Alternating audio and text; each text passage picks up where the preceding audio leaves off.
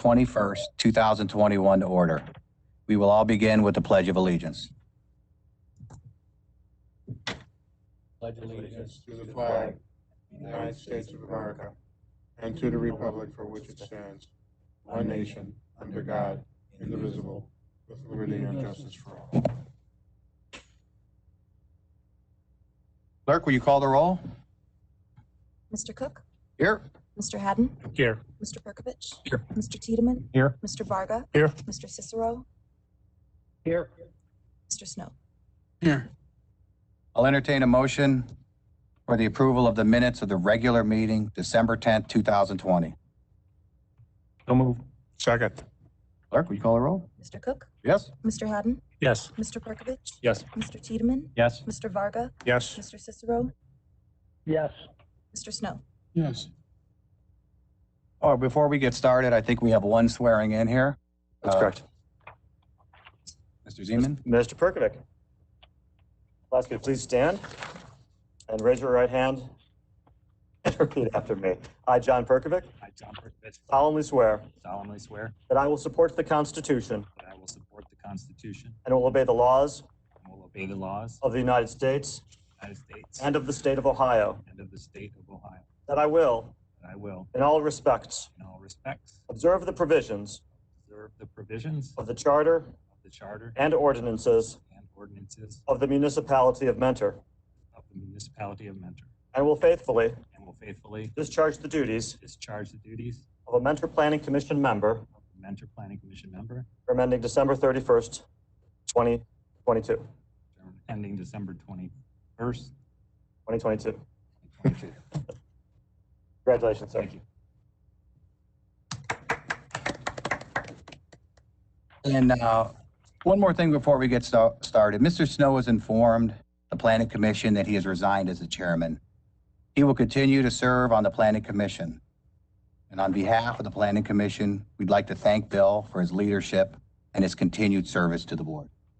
Thank you. At this time, I will take nominations for chairman of the Planning Commission. Mr. Chairman, I would nominate Brian Cook. A second. Is there any other nominations? I'm going to close the nominations. Clerk, will you please call the roll? Mr. Cook? Yes. Mr. Haddon? Yes. Mr. Perkovich? Yes. Mr. Thiedemann? Yes. Mr. Varga? Yes. Mr. Cicero? Yes. Mr. Snow? Yes. Thank you. So with that, there's a vice chairman position open.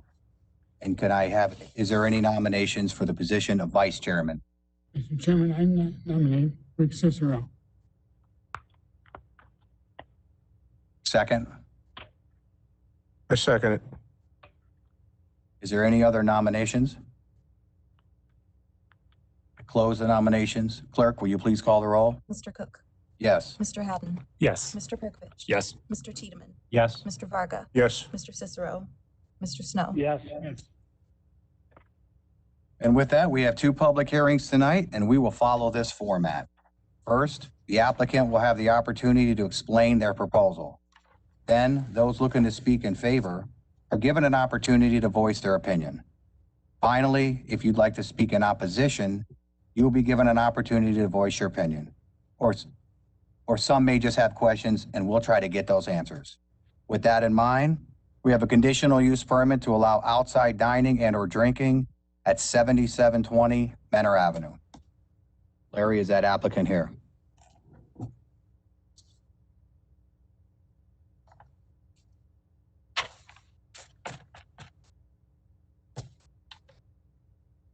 Hello, Larry.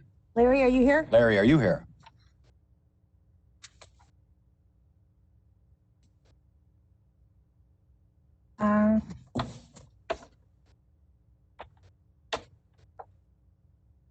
Mr. Chairman, am I here? Jeff, you're So here. we're Okay. looking, Thank you. for Tom English. Is he on? Tom English?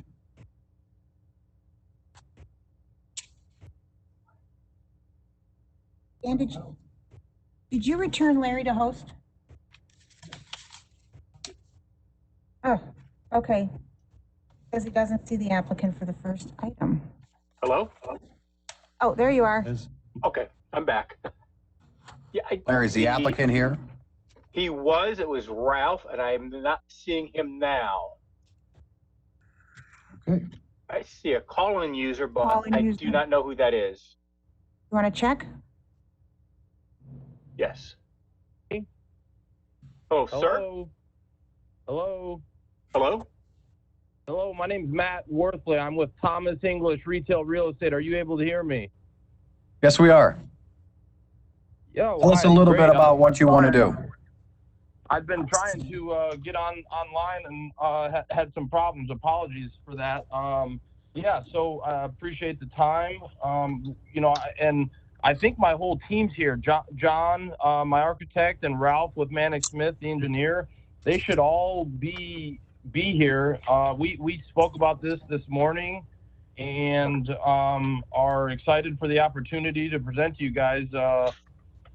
I believe you have the staff report, and I'm ready to answer any and all questions you may have. We are in the process of leasing up the balance of the space. The Sleep Number lease is done, and we'll be moving forward with that. And happy to answer any and all questions. Okay, Mr. Chairman, we do have Ralph here now. I'll unmute Ralph. Will you state your name and address for the clerk? Ralph Tabrugian, the Manic and Smith Group, 10,200 Alliance Road, Suite 135, Cincinnati, Ohio, 45242. Thank you. Tell us a little about what you want to do. We're proposing to demolish the existing bank building and build a 7,200 square foot retail shop building with 3 tenants, 2 restaurants of around 2,000 square feet, and a Sleep Number for the remainder. Okay. The restaurant is Bippy Bop, which is on the far end, the west end. Sleep Number's on the east end, and the middle is a tenant undetermined at this time. Thank you. Is there anybody here who wants to speak on behalf of this?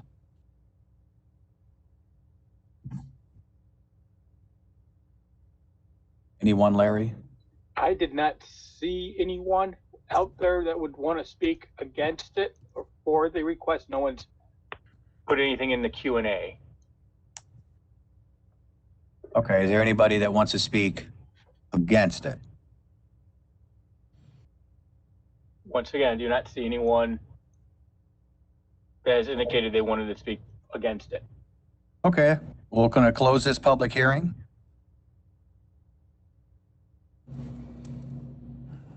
Kathy, do you have anything on this?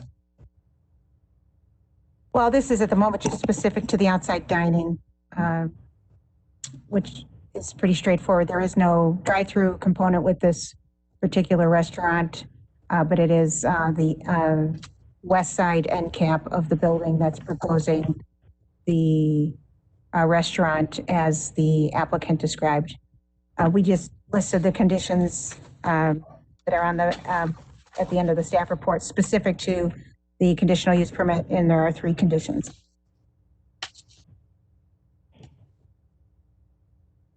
Mr. Varga?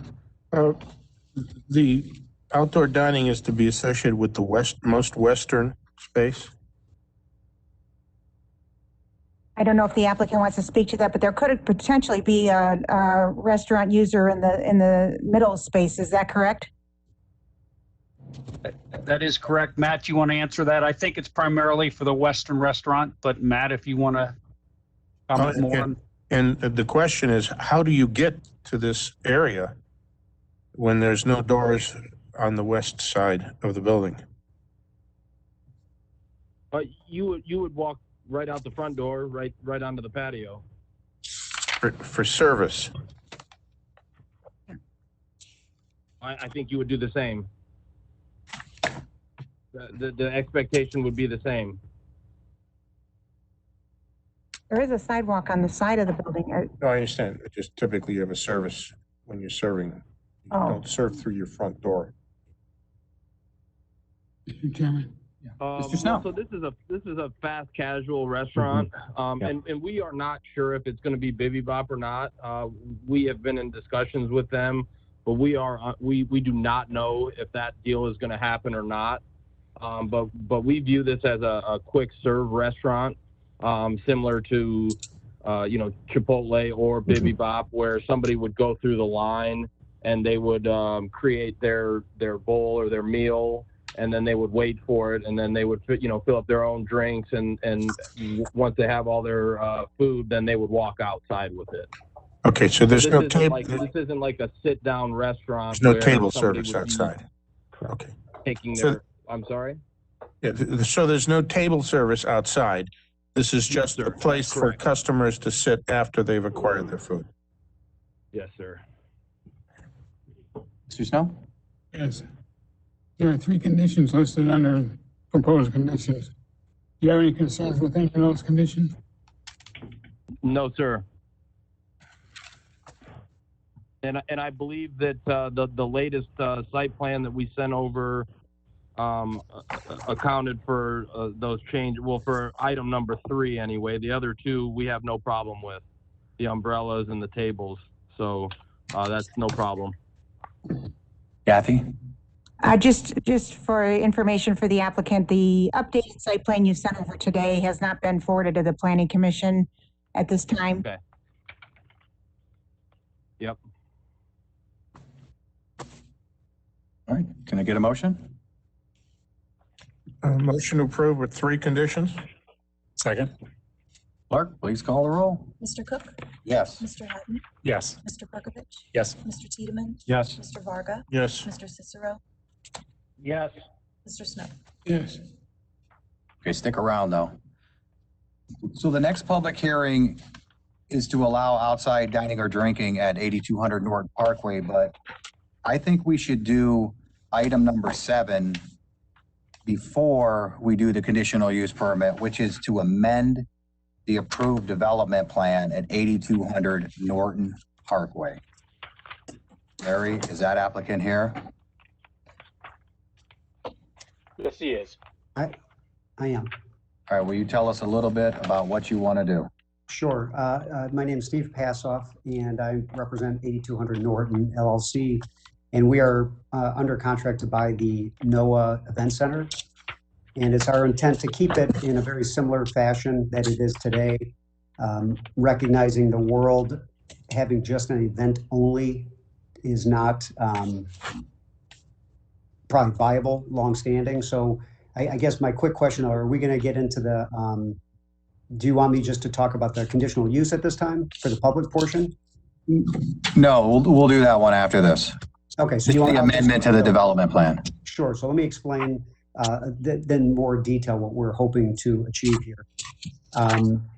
We would be seeking, we're going to keep the building in its current configuration. It's our intent to open it to the public while still providing the private parties, private meetings, conferences, and special events. We feel the viability desperately would need that additional element to achieve, the open to the public. We'd like to add some kitchen-related equipment to the building. It's our intent, again, to keep it substantially similar to what it is today. And we would be kind of upgrading it. If you're familiar with some of the newer concepts that are happening, they're very venue-driven, but you'll see many, many wineries that have been kind of opening up that have the banquet facility. And my day job is commercial brokerage for the last 30 years, and we've watched kind of this evolution of the banquet space. Today, COVID specifically, and I think that as everybody looks at properties moving forward, they're very much going to want to know some spacing. I think the banquet world is going to be a little bit more on the intimate side. We very much would like to keep in place, either through the reissue or a new the transfer of the conditional use permit that would allow the outdoor areas to have liquor service. It is our intent to really open up the patio, take advantage of some of the beautiful pond-like settings, and create a venue that becomes a much more casual by nature. And, if you picture many restaurants these days are doing these private tastings. While it could be a wine tasting, we could be doing virtual things, we'd be hosting some of the corporate meetings. If anybody's been in the building, at this point, it's our intent to leave all of those rooms where they stand, kind of rework into the banquet facility. And we are talking to a couple of users at this point. We don't have one that has signed up, but they are all of the exact same, maintaining the building, making sure that we're able to provide these private parties, conferences, and while allowing some certain tastings and the like. Thank you. That's the intent. Kathy, could you give us just a brief history of the development plan and how it started off at Noah's and just what the administration feels about this? Certainly. When the development plan for Noah's was approved in 2014, and at that time, a lot of the development surrounding this particular parcel wasn't in full form as it is today. There were a lot of vacancies, maybe some plans in the works, but nothing to the extent that it is now. And at the time, the use of the facility was restricted to conferences and private parties only, not open to the public, and not to have any ancillary uses such as a restaurant or tavern, sporting events or concert events, or retail sales were not permitted.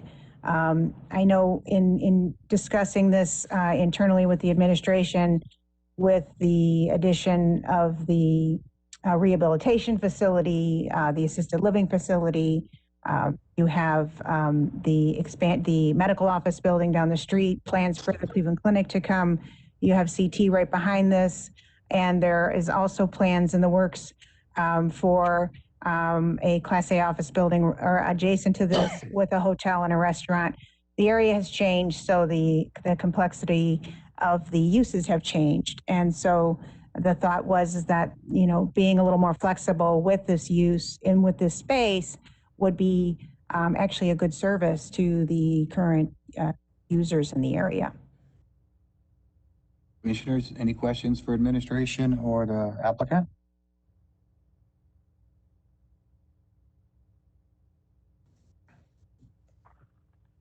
Okay. And I guess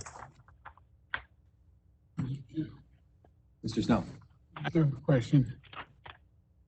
Do we have a user for the restaurant? We do not have a signed lease at this point. We're talking to a few operators. And just to echo the earlier comments, I mean, we actually manage the medical building, and we look at this building as absolutely an amenity to the park and understanding what that is. But today, we do not have that tenant signed. Mr. Chairman? Yes. I think since the recommendation to the amendment to the development plan goes up to council, the better articulated the discussion is relative to how, since there's not an identified end user for this, and there's been some discussions tonight about it still being event space. I don't know if the Planning Commission can maybe better articulate, if the recommendation is positive or negative, what some of those aspects of how it may be used when a user is developed are material to the decision one way or the other. That level of guidance, I think, can be helpful to the council ultimately. Well, in response to that, can we, and to the applicant, can we limit the activity to table service in terms of the restaurant activity? That there'd be no attempt at any kind of pickup or drive-through or anything, where. Yes, I didn't understand, but yeah, that would not be the intent. So again, because of a COVID, if that should have ever happened, maybe a pickup type of a thing, not a drive lane. It would be something like you see many higher end restaurants that actually prepare If you picture kind of a Capital Grill, they'll actually run the food out, so it's not like a, Yeah, we can set that aside. The COVID condition is something that stretches everybody's yeah, operational technique, but I'm just from a permanent point of view, that we're only looking at table service. We're not looking at anything beyond that. yeah, I think that's reasonable. Mr. Chairman. So again, I just want to try to sort of better understand because, if there's a recommendation to change the development plan in Newell Creek at the specific location to allow for a full service restaurant, there are obviously other vacancies out there. And so it does sort of set the next one in motion and then perhaps the next one. So that's why I'm just trying to see where the Planning Commission's judgment may lie. If preserving a certain square footage for still a conference facility is material to whatever the decision might be. If it's not, if all is, if everything under roof and the patio as well can be devoted to a restaurant use. I just think that better articulating that ultimate decision can be very valuable moving forward, whatever the decision might be. Well, along those lines, here's a question for the applicant. You have a main dining room. You'll have an exterior area, assuming we approve that, for exterior dining. What would be your anticipation of the two rooms in the back that are now meeting rooms, I think you would call them? Yeah, Are and they technically gonna the ones fronting Norton Parkway. At this point, Yeah, I guess, yes. I mean, is there your intention to maintain them as meeting rooms?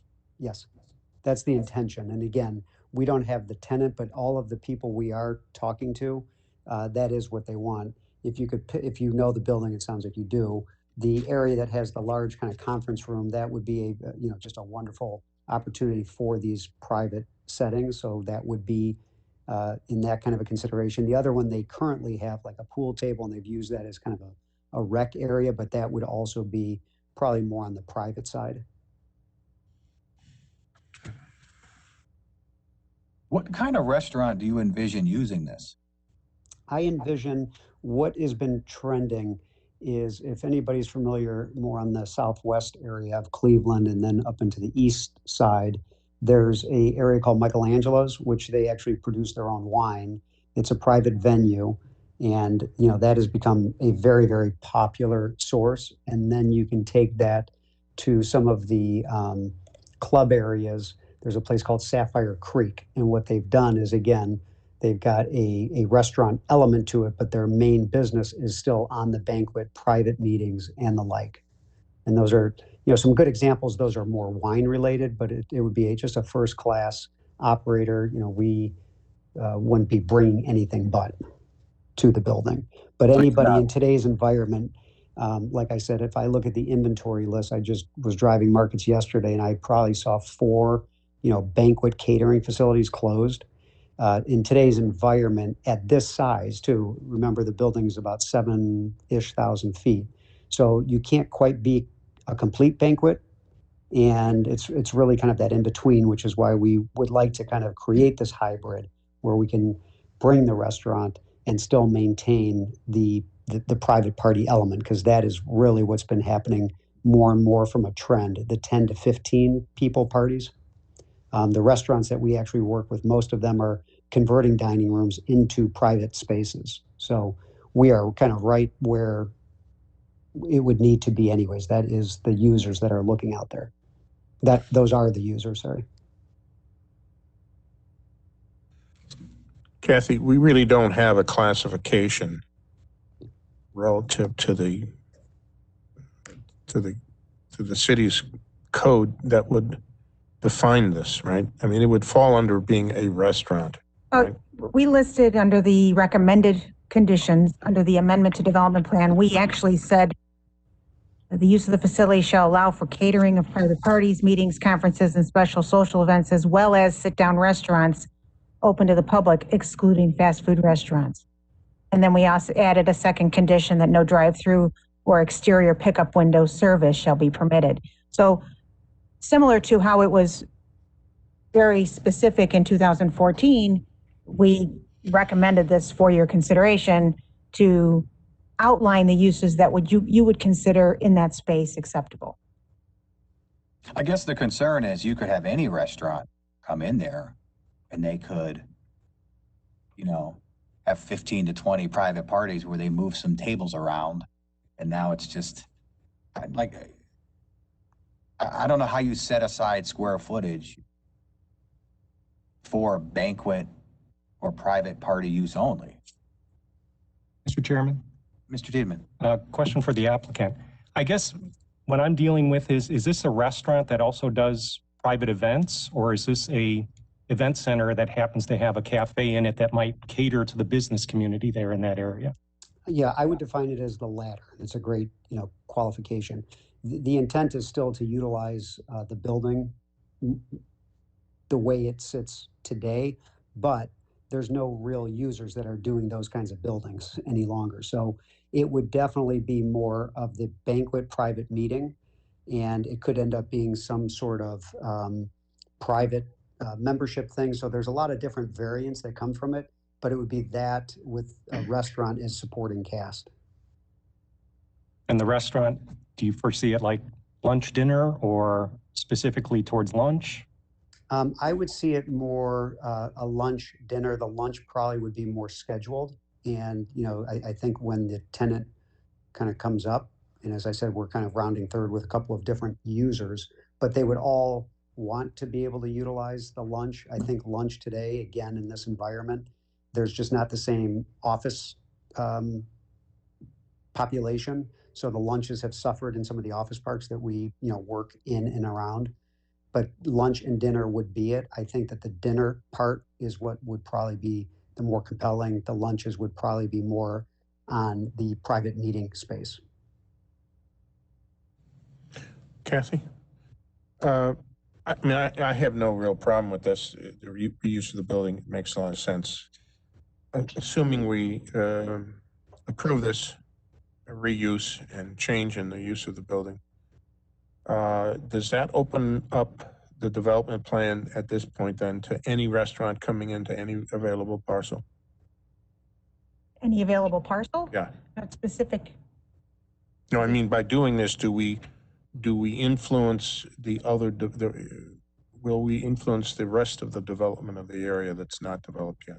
I think that's what Mr. Szeman had alluded to, Well, but that's I right. would also point out that the city entered into a development agreement last year for another restaurant, which the user is still unknown at this point in time, and we haven't seen any development plans for it yet, but to the adjacent property for a few different users, a hotel, conference center, restaurant, and a Class A office building. So that remains to be seen.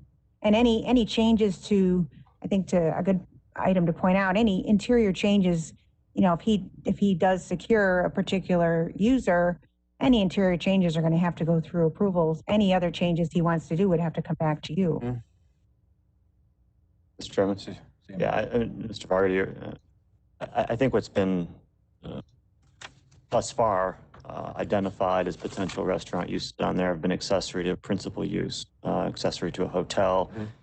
Arguably, we don't know exactly what the clinic may build there, but there may be obviously a food service component to that accessory. So I guess what discussion, without saying a legal opinion here in a format that I really shouldn't, yes, I would be concerned with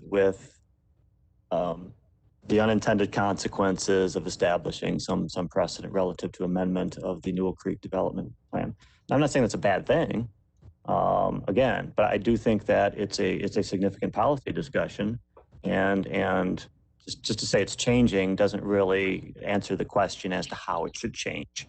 What truly is good planning and what's most appropriate here in this area of Newell Creek. That's a question that you'll answer by a recommendation of the council, and ultimately, of course, the council will make that final decision. It sounds like there's been some discussion, if I can characterize it properly, that the restaurant aspect of the former NOAAs would be somewhat accessory to maintaining its principal use as an event and conference facility. That's right. If that's a fair characterization, then you'll do with that what you will. And again, I'm not asking these questions to suggest what the answer should be.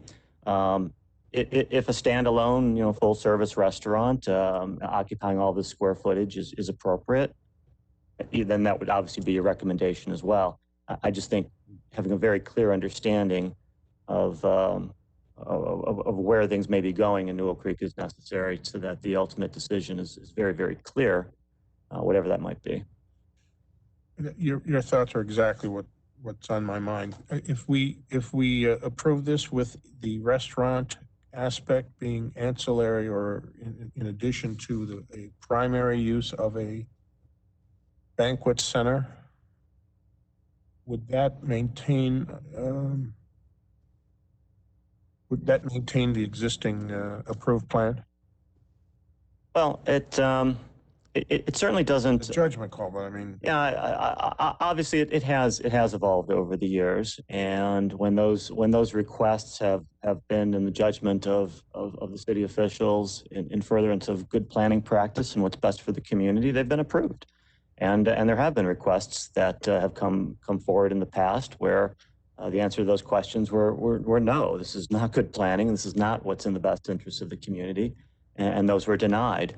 Where this falls, that's not for me to say, of course, but I think that's the deeper dive relative to policy here. And just saying a restaurant is okay, if that's the intent, fine, but understand once you make that recommendation or it has consequences. And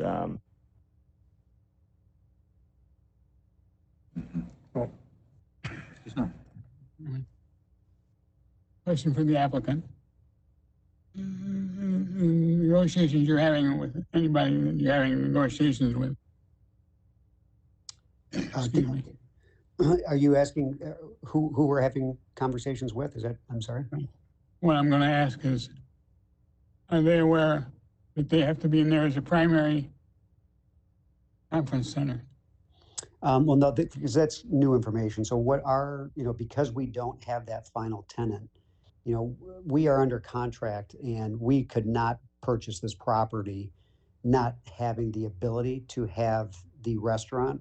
I think that we are going to have a heavy emphasis, as I mentioned, on the private parties, private meetings, conferences. I think banquet by definition almost today is almost, a misnomer to what is happening in that world. What attracted to us to this project, there's a very destination quality. This clearly is not a restaurant that, in maybe the context that planning is thinking, that might locate by the mall or want to be right up on 306 by the highway. This is a destination quality. As such, the user that's going to go into the space is going to do something more unique, which would then give it exactly that spirit that we're trying to realize with this private feature. Again, banquet just connotates a little bit something bigger, but in all of those things, if you look at the very successful companies over the last few years, they have all trended, with the restaurant as an amenity kind of to the space.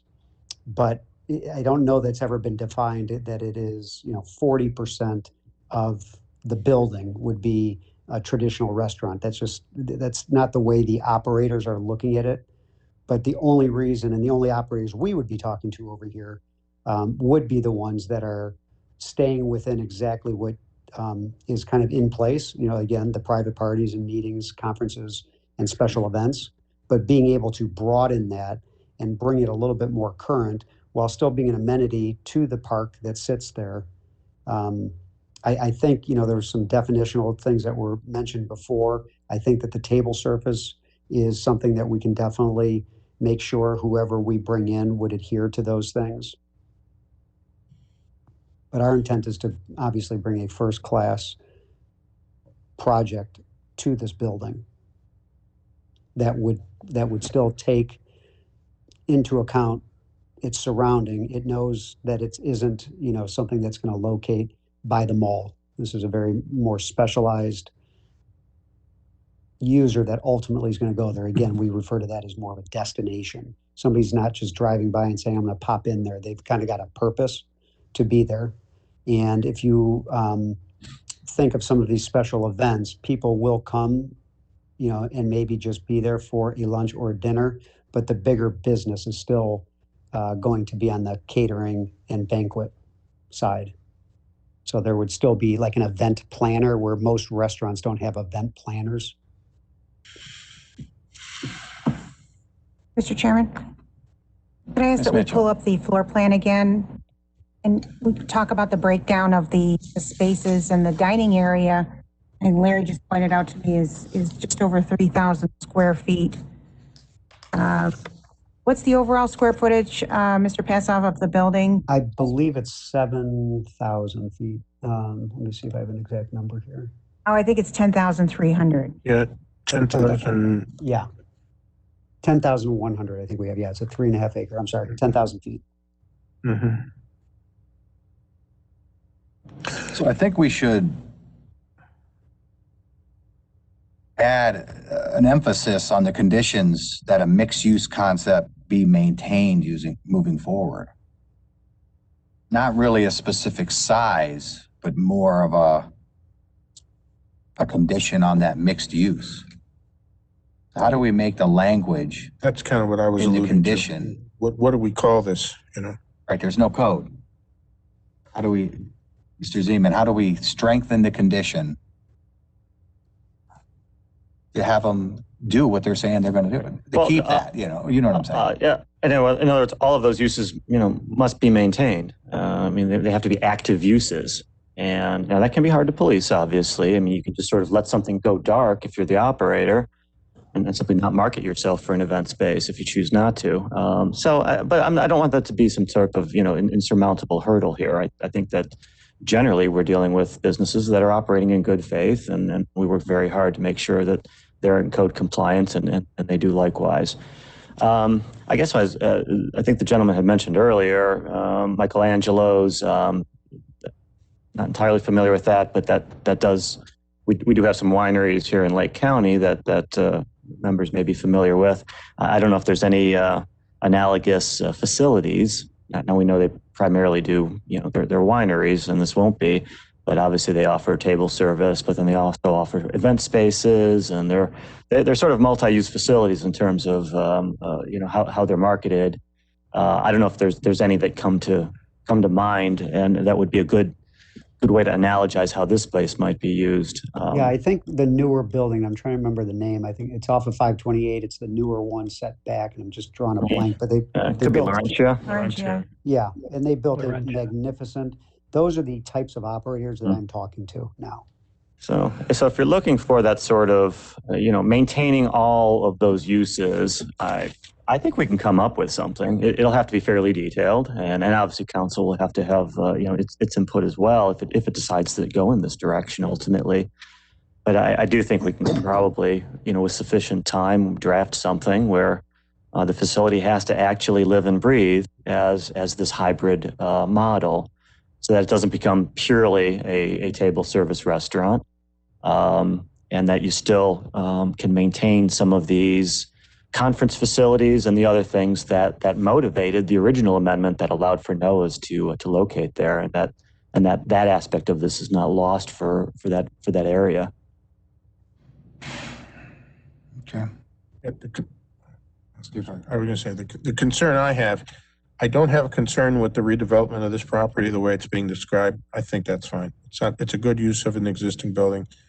It's the right idea. I understand the market. What I'm concerned about is that having approved this, that a adjacent outlot becomes a Denny's. Not that I have anything against Denny's, but I might have a problem with it in that location on that street, with the retirement communities and the care facilities that are there. And I'm not sure that if we do this, do we open the door to that kind of other similar, standalone restaurant development that would be very commercial and not necessarily the thing we've been talking about all night. I just want to be Correct. And that's where I was kind of trying to, ask the commission to get into that deep dive, so that when, again, people come here in good faith and they say, hey, we saw that there's a business down the street and they were permitted, we're looking for that same consideration. That's a fair position to take. And that's where I'm trying to make sure that the policy moving forward is extremely explicit, whatever that might be, so that that subsequent entity that comes along later on, they're given a fair answer and a very clear answer, and that there's no doubt in their mind that they got fair treatment from the city. We don't want to. It's a situation where you don't want to get into a legal conflict with folks looking to come here and mentor and do business, so that they understand not where's an appropriate location for their business and where there isn't. And so making these policy decisions very, very explicit are extremely important, because they can avoid disagreements later on. Can we call this a hybrid restaurant? That's right. That's the only word that seems to be fitting. I mean, if we're going to make a conditional use, but it's not a definition in the code. Kind of a multi-use facility, really, in terms of I mean, I'm just saying, is there a path where we can push this forward and not open the door to any other freestanding restaurant that comes down the pipe? Well, I think without consideration. I mean, correct. And the limitations on the Noah's facility obviously did that, and it was to prevent it from turning into a restaurant or tavern or what have you. And now I think the way to look at the request is, can there be some relief from those conditions, so that at least an additional thing can happen here, which is table service open to the general public. In other words, open those limitations up to allow us. And then I think the question then is, if that seems like a good idea, how open should that be? Should it be completely open, that it can be a restaurant to the exclusion of any other types of the conference facilities or anything of that nature? Or should it be narrow, so that there has to be maintained at all times that mixed use? And when I say maintained, that means that this space is available to anyone wanting to rent it for whatever prices there may be. It doesn't go dark relative to those other uses where there's just zero intent or activity to allow it to be a conference or convention facility or meeting space. That's where you would kind of have to spend a lot of time crafting specific language. I think ultimately that seems to be the ask, if that's a fair statement on my part, to provide some relief to the currently very, very restrictive uses of the space. Does this, go ahead, Mr. Snow. I have a question. Is this something we're going to approve tonight? If you're ready to make recommendation, yes. If the commission feels as though it would require more information or study, then certainly you can table it. And I'd obviously respectfully request you articulate what it is that you might be looking for that would aid in the ultimate recommendation you'll be making. There seems to be some concern over Mr. Varga's comment about going forward. What happens if? Well, I don't know that I'll ever have a good answer to that question, because that's the what ifs are the most difficult aspect of my profession. I do think that fear shouldn't drive decisions, and a properly written modification to the development plan should, with a good degree of confidence, prevent any unwanted uses from locating in Newell Creek. Mr. Chairman, a comment that maybe a different way of looking at this is that it seems to me that the initial NOAA's usage that they were allowed, this seems to be maybe rebranding, but with the restaurant component, and really it's the existing wording was such that the event center could take place and cater to the private parties, meetings, and conferences or special events. But the one sentence that was there was that it should not contain a restaurant or a tavern. Now, if we just maybe change the wording to now allow that, and maybe put a percentage or something like that, it still maintains that original development plan, except without that wording for the restaurant portion. Does that make sense? Correct. I think that's the direction it sounds like the commission's heading. But I think the reservation on is just to say X number of square feet can be table service restaurant. That seems like right now, because there isn't an identified user for this property, that seems like an impossible, calculation to make. So, but I do think that there's other ways to tackle that. Right. I mean, just by allowing that, but also it has to, as you mentioned before, it still has to contain those original proposals, which were the meeting spaces. Right. So And the space might end up being flexible where tables can be moved and relocated. And I don't know what type of build out may happen if a restaurant wants to move into this space. But obviously that would have to be closely looked at prior to any approval to make sure that it actually can continue to function as a hybrid model if so desired. one last comment though. Go ahead. I was just going to recommend, sorry, John. I was just going to recommend, I think it would be easier if we had the new condition written. I think we're all kind of on the same page here.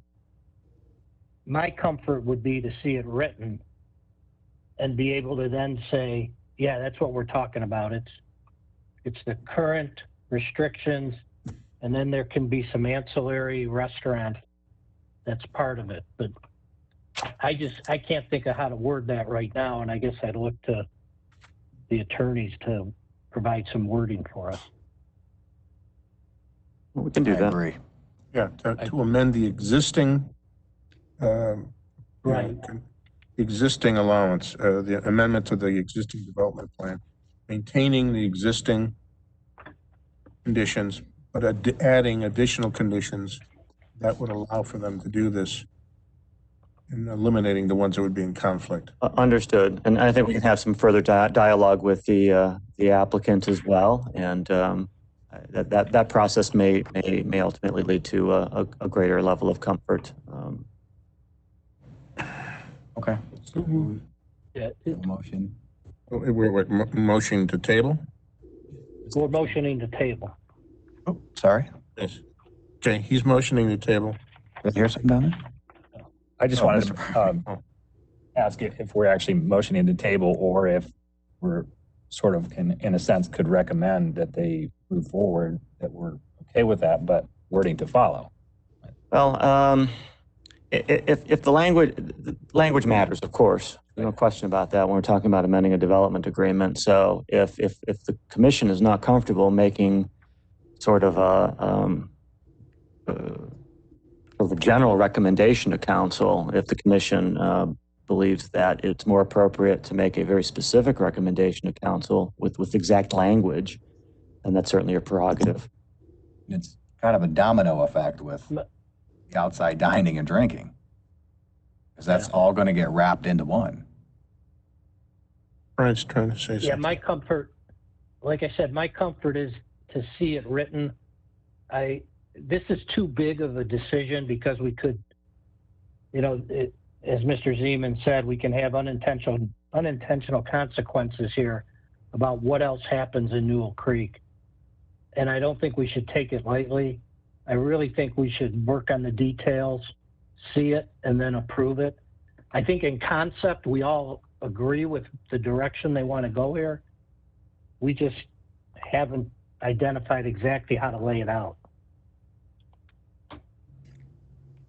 Motion to table. Second. Clerk, please call the roll. Mr. Cook? Yes. Mr. Haddon? Yes. Mr. Perkovich? Yes. Mr. Thiedemann? Yes. Mr. Varga? Yes. Mr. Cicero? Yes. Mr. Snow? Yes. So with that, There's also item number 2, which right, do we move forward? Because unless we know the language, we're still, it's the commission's discretion. You can obviously conduct a public hearing tonight and close it. I don't know if that's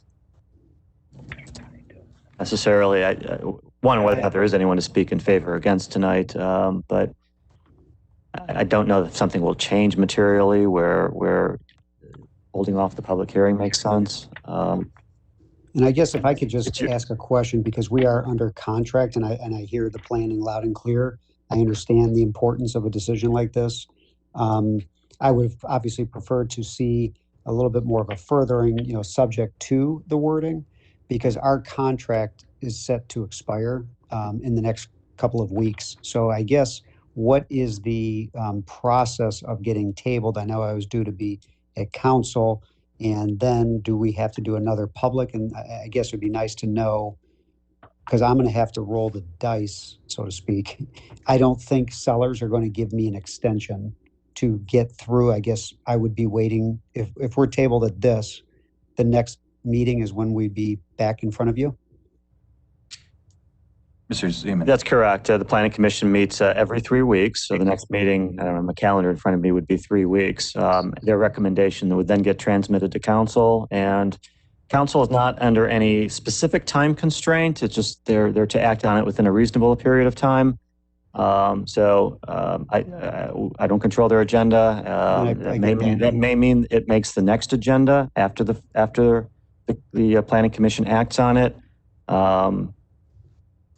It need not happen that quickly, but it can happen that quickly. And then whether or not council is prepared to act on it upon its initial review is also another variable for you. So, yeah, and I guess, was it possible to still get the public hearing qualified? Because that's a mutually exclusive portion of it, I think. I mean, you tell me the best way, but if we knew that, I think it was upon the transfer is the reason we needed to come back and request, either the reissue or the continuation to allow, if I'm correct, that conditional use permit only relates to the outdoor patio allowing alcohol service. Right. It just seems though that's all part of it. Yeah, Okay. I don't know that I don't know if the CUP could issue if the development plan isn't amended to allow for the use. Okay. Yeah. Mr. Chairman, Mr. Snow. question on the patio hours. It's blank. Well, we don't know the patio hours because we don't know the hours of the main.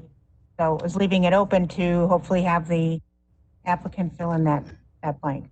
It seemed to me that if there's discussions with the possible tenant, that they've voiced their opinion. And maybe if the applicant has a recommendation, that could be, the last one was for Noah's was 7 a.m. to midnight. But I didn't want to assume that was going to be the same. Yeah, I would think it would be similar, but yeah, we can qualify that. I think that'll end up being rolled into the language. Yeah. Right. I don't know if you gain anything by us voting on that tonight. Okay. Yeah, no, I'll defer to you, and I hear everybody's comments, and again, I understand them. I understand the conundrum. So is there anybody on the line that, I'd hate to leave somebody that called in that wants to speak. Mr. Chairman, I do not see anyone. No one's notified me via the Q&A that they wanted to speak for or against this request. So can I get a motion on number 2? Okay, well, we're going to table that then. Yeah. Table item number 2. Clerk, please call the roll. Mr. Cook? Yes. Mr. Haddon? Yes. Mr. Perkovich? Yes. Mr. Thiedemann? Yes. Mr. Varga? Yes. Mr. Cicero? Yes. Mr. Snow? Yes. Items number 3 and 4 are going to remain on the table. And we have a final subdivision plat for Brookview Reserve Phase 1 to create 71 residential lots at Johnny Cake Ridge Road. Is that applicant here? Yes, he is. Let me just add him.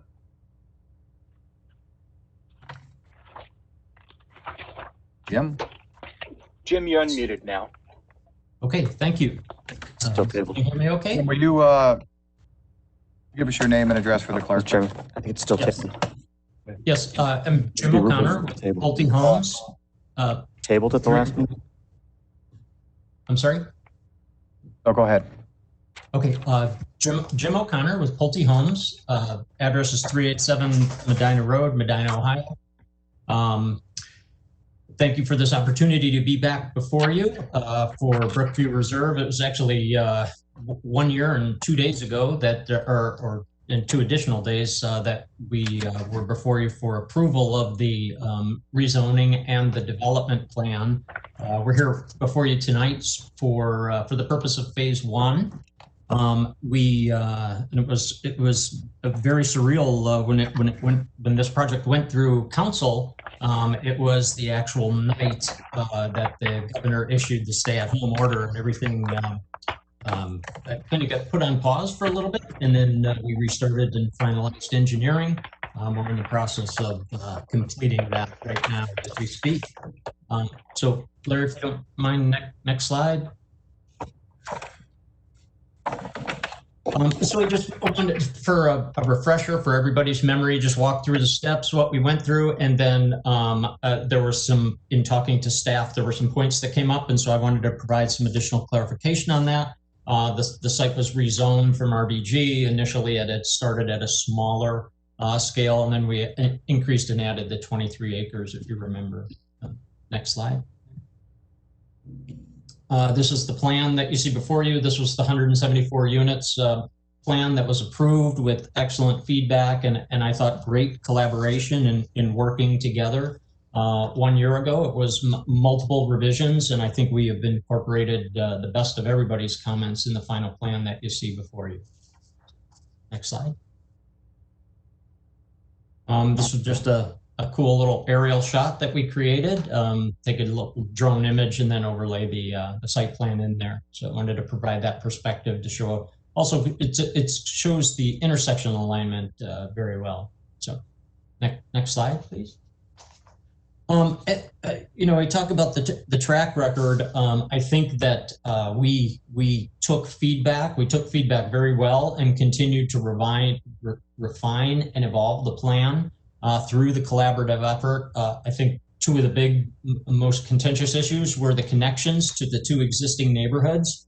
And we solved that in an excellent way with the Deep Woods connection, and then also the elimination of the Steeplechase connection, and then brought that additional exit out onto Johnny Cake and have two exits on Johnny Cake. And so that was, we feel, provided the best solution for everybody, and at the time everybody seemed to agree. Next slide, please. Just wanted to include the actual pages of the plat. The phase 1 is actually 71 lots and then 6 residual blocks of land as well. So next page, and then just smaller detail of the pages that I'm sure you all have copies of. And then in working with staff and going through, I just wanted to address some of the comments. We've seen the staff report. Everything is very straightforward in the staff report, and I just wanted to provide some additional clarification to questions that had come up. The issues or questions that we had received were in relation to lot numbers. I wanted to reiterate the house and architecture specifications, the full landscaping that we're doing in the full front entrance. There's a question about mailboxes, reciting of some of the engineering conditions, and then there was a specific ask in regards to converting a temporary turnaround to a permanent turnaround, and I want to be able to demonstrate that wasn't problematic. So the lot numbering, when we do a preliminary plan, it starts at one corner and goes all the way through to 175. You'll see it change a little bit as it comes through when we go phase 1 only. And for example, the one cul-de-sac is not included as part of phase 1, and the lots just continue on straight down Brookview Lane. And so that's why if the numbers don't match up exactly to the overall plan, it's because of the jump in sequence on the phase. So next slide, please. City Council conditions, we worked extensively with City Council and had previewed all the conditions before you of the architectural design and the restrictions that everybody has agreed to. Those are attached and incorporated into and part of this project. So there's no question or no changing on that end. Next slide. Open space is the hallmark of the community. About 34% of the community is in open space, well organized, creating great space, great active recreation space, and then also just quieter walking trails. Another significant feature, the entire landscaping along Johnny Cake Road will all be installed with phase one. So the front entrance will be 100% complete and landscaped and looking great. So that's all very, very, very important to us, as it is to you in the city as well. Next slide. Just highlighting the mailbox locations, the centralized mailbox locations. There will be 3 located throughout the community, shown in each of those locations, 1 associated with each phase. And then the next slide is the typical detail where we have some parking spaces that are pulled in. The boxes are fronting. The mail delivery can pull in off of the road. These spaces are maintained and cleared and shoveled, and then we've got the sidewalk around, so it's out of the way of the cars, and it's also ADA accessible if need be. So very, very, very simple, very standard configuration for us that we use all over the place. Next slide, please. Final engineering, as I mentioned, is being completed right now. There was a few comments that were issued, but we just wanted to kind of highlight some of the main comments that were included in the staff report, and it was dealt with the extension of the sidewalk across the frontage to the exterior boundary of the property lines. We are fully improving the traffic signal and changing that to a mast arm intersection right there. And then there is some room, I'll get into the detail on the ability to do a turnaround down at the bottom. You can see the mail kiosk in that location as well. But so the engineering plans are being finalized right now and will be approved by the engineer. We wouldn't have permission to start construction without final engineering approval. Next slide, please. I just wanted to give you a high-level overview of the schedule. We'd commence development activity in May. We'd drive for an August pave date. We'd start construction of a model home in September. And then we'd plan to grand open in January. And then the first closings you see on the line extending out furthest to the right, the first closings of homes would occur in June. I wanted to touch on the 2 pedestrian connections that we'll be making, and we'll have one immediate in October and then one in the spring as well right after that. And then also you can see below, you can see how we're actually going to be commencing on phase 2 in the spring of 2022 as early as possible as well. So I just wanted to demonstrate what that looks like in a waterfall schedule and see the interrelationship between the two. So next slide. So there was, and I loved the quote earlier, we shouldn't let fear drive our decisions, but we also, as I said, want to be a good partner and demonstrate we can provide solutions. There was a thought of what if the development never connected? What if phase 2 never happened? And I just wanted, and so, for example, the staff report says, well, we'll just hold off. We won't start construction yet on sublot 11, 12, and 13 until that happens, which is fine. And even so, I wanted to be able to demonstrate that a full cul-de-sac could be built if that happened. But, you know, again, not letting fear drive our decisions. We built over 6,900 homes in Northeast Ohio, and we haven't stopped anywhere. So I don't think that there's any question about our intent to move forward as quickly as possible with phase 2. So next slide, please. And then one of the other, obviously, the big concerns was immediate improvements to Ward Brook. Wanted to talk about that. The city has extensive storm infrastructure on Johnny Cake Road, and they have infrastructure installed that actually drains into Ward Brook right now. We're installing a new 30-inch bypass, storm bypass sewer to divert and catch that flow, so it's not going into Ward Brook anymore. And then the 28 acres that's north of Ward Brook right now, which has the ability to drain into Ward Brook, will be removed, and that's being taken to the north and going and draining to Johnny Cake Road. So an immediate positive benefit to Ward Brook. Next slide, please. And then lastly, I think one of the big items was the pedestrian connection coming over to Ward Brook, and we're actually going to have we have two planned connections and crossings there, and just wanted to highlight that to you. The gravel path will be immediate, and then the bridge will start construction. We have to get the roads complete first, and then we'll start construction later in the spring on the bridge going across. So you'll actually have two service area accesses across Ward Brook in that location. Next slide. And I think that's it. So I just wanted to provide you with a high-level overview of the project, see if there's any questions you had, and then just move forward and continue with the approvals and start construction and development as soon as possible. Thank you. Commissioners, any questions for the applicant? Mr. Hadd. Yes, the applicant. I noticed on your plat, your blocks aren't dedicated to anybody. Is that common practice, or should those be dedicated or given to somebody? They will be dedicated to the home, become dedicated to the home ownership or to the homeowners association. And then, okay. Thank you. All right. I have a question, Mr. You did mention this, and I just want clarification that in phase one, you will have access across the brook to the back, to the land on the, so that allocated recreational space will be accessible. Yes. Very good. I had a couple things, Jim. Yes. So the mounting and landscaping along Johnny Cake Ridge Road, when is that going to be completed? I know you glossed over it a little bit. Well, my fear is that it's because the way you wrote it was must be completed in phase one.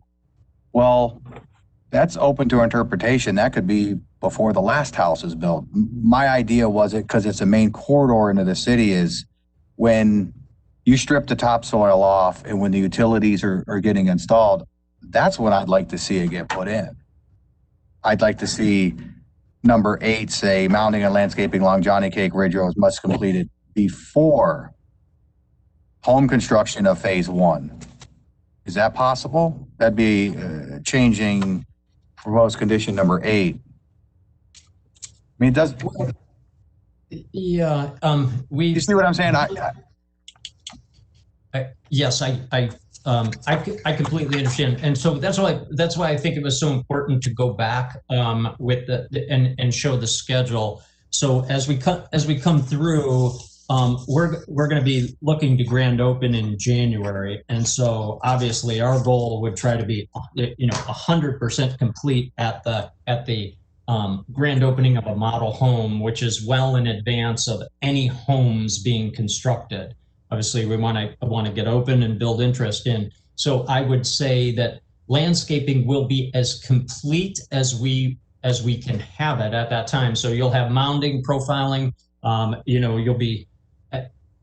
I could say unequivocally yes if the weather in Northeast Ohio from November to basically maybe March 1st didn't exist. We will get as much done as possible, and then as soon as the first available weather permits, we'll be back to finish the majority of it. Everything will be shaped and profiled, and we'll get as many plantings in as we can, but there'll be many plant materials that won't be able to be put in until the spring. So. Okay. But so, go ahead. You could say something like as substantially complete as weather would permit. Weather permitted substantially completion prior to the second model home. That would be fine. Yes. Okay. That language? Substantial, weather permitted substantially completion before the second model home. And then I had one more thing. Well, I actually have a couple more. So there was during the public hearing process, there was a lady that lives at 7647 Poplar Lane. And she's expressed some privacy issues. She always knew that this could be developed and was aware of it. But what I would like to see is sublots 10, 11, and 12 be ranch-style homes. Because her west side of her house, if you put two-story houses there, you're gonna have privacy issues for her and for the people that you're selling these houses to. So I'd like to see the sublots 10, 11, and 12 be established as ranch-style homes. Is that gonna be a problem? Yeah, so it's very faint. I don't know if you can see it, and it was one of the exhibits that I had used in the previous presentation for the fencing and mounding that we had in that area and privacy screening. I didn't include it in this. So the specific homes was. I mean, right there in that one right there, if you blow that up, you see that? See that lady's house there? Do you see the black, do you see the small black line right there? That was the fencing and screening section that we had developed and previewed and presented. Okay. So yes. That's where we had studied and anticipated working on the scale of those houses right there and landscaping. So I don't see a problem with that. You don't see a problem with ranch-style homes or with what you did? You're asking for sublot 10 and 11 specifically to be ranches. Yeah. Now that I look at it now, it's a better shot. Yeah, 10. Really, it should be 9, 10, and 11 now that I look at it now. Yeah. Would that be a problem? It wouldn't be a problem. I'd always like to leave the options open, that it's really more about scale, that we work to minimize the scale. We felt the bigger visual impact was further down to further south in those for sure. But obviously our goal is not to create a negative impact. So we would definitely look at that. Okay. And one other thing, the drainage. I thought we had discussed, what's the drainage going to be from Route 90 to Ward Brook? Is that going to be completed in phase 1? So we're picking up that interceptor. There's a small link between the in the back corner. If you go back, which is scheduled to be part of and can't get done until all of the final grading for phase 2 is done.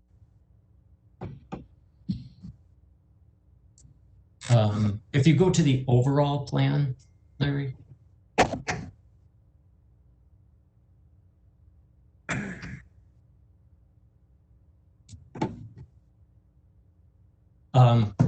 So it is back in the corner. If you zoom in back to the corner of the highway, right there, right where your cursor is. No, I'm talking the other side. Further west. Yeah, on the west corner, southwest corner. Yeah. So there is a drain that has to get picked up right in that corner and then brought over. But that pipe is actually will be part of phase 2. We have to set the grade and everything in that additional phase right there to pick that up. And is that going to be a pipe or a swale? That's going to be a physical pipe. That's going to be a physical pipe. A drain and a pipe. Okay. Because we can't have any water go east or west of your property at all. The Hunter Woods people can't take on any additional water. Correct. And also eastbound. Okay. Any way that pipe can get installed during phase 1? I think we can do a diversion channel and control it so that it really creates the immediate barrier that you're Okay, how talking about about. yeah, that's what, how about a temporary swale? Yep. So you know your grade, and then you can install your pipe when phase two goes. Well, yeah. Absolutely. So the condition would be install a temporary swale Mhm. from the south West. west corner to the 30-inch or, yeah, to the bulkhead that you're doing from Wardbrook to 84. Mhm. That makes sense to everybody. The first part was good. Install a temporary swale from the southwest corner. Right, because he's installing a bulkhead at right there where that mouse is. And then he's running a pipe, right? A 30-inch storm pipe. Did I see that correct? I don't have the plan of profile sheets. I was only going what you were showing on the architectural. Yes, correct. Okay. So you'll run a temporary swale from southwest corner to Wardbrook to where your 30-inch storm will pick it up and take it to Johnny Cake. Correct. And then you'll have your engineer, figure out that swale shots. And then when you come back for the next phase is when the pipe will be installed. Correct. Then that drainage swale will be replaced with the pipe. Okay. With the propane pipe. So temporary, go ahead, Joe. I would only say, subject to approval of the city engineer, just to make sure that. Yeah, right. Subject to approval of the city engineer. If I knew all those regs the way Mr. Swigger did, I'd be an engineer. But okay. Chairman, Mr. Snow. I have a question on number 7 of the proposed conditions. We talk about concrete, asphalt, or other materials as defined by the city, included by the city. We have an area of concern in another area of the city where it's not defined. So how can we be definitive here? Anybody? So the material of the walking trails. What's the material of the walking trail going to be? Yeah. So the material of the walking trail was going to be a gravel path. And then in certain locations, so we were going to do a combination of the nature trail to minimize the impact, and then there will be concrete paths around not in phase 1, but as part of phase 2. In the larger community area, there will be a combination of concrete paths and also trails in that area as well. Mr. Chairman? Mr. Varga. The issue with materials like gravel or some other kind of landscaping material is that how do you maintain those pathways in the wintertime?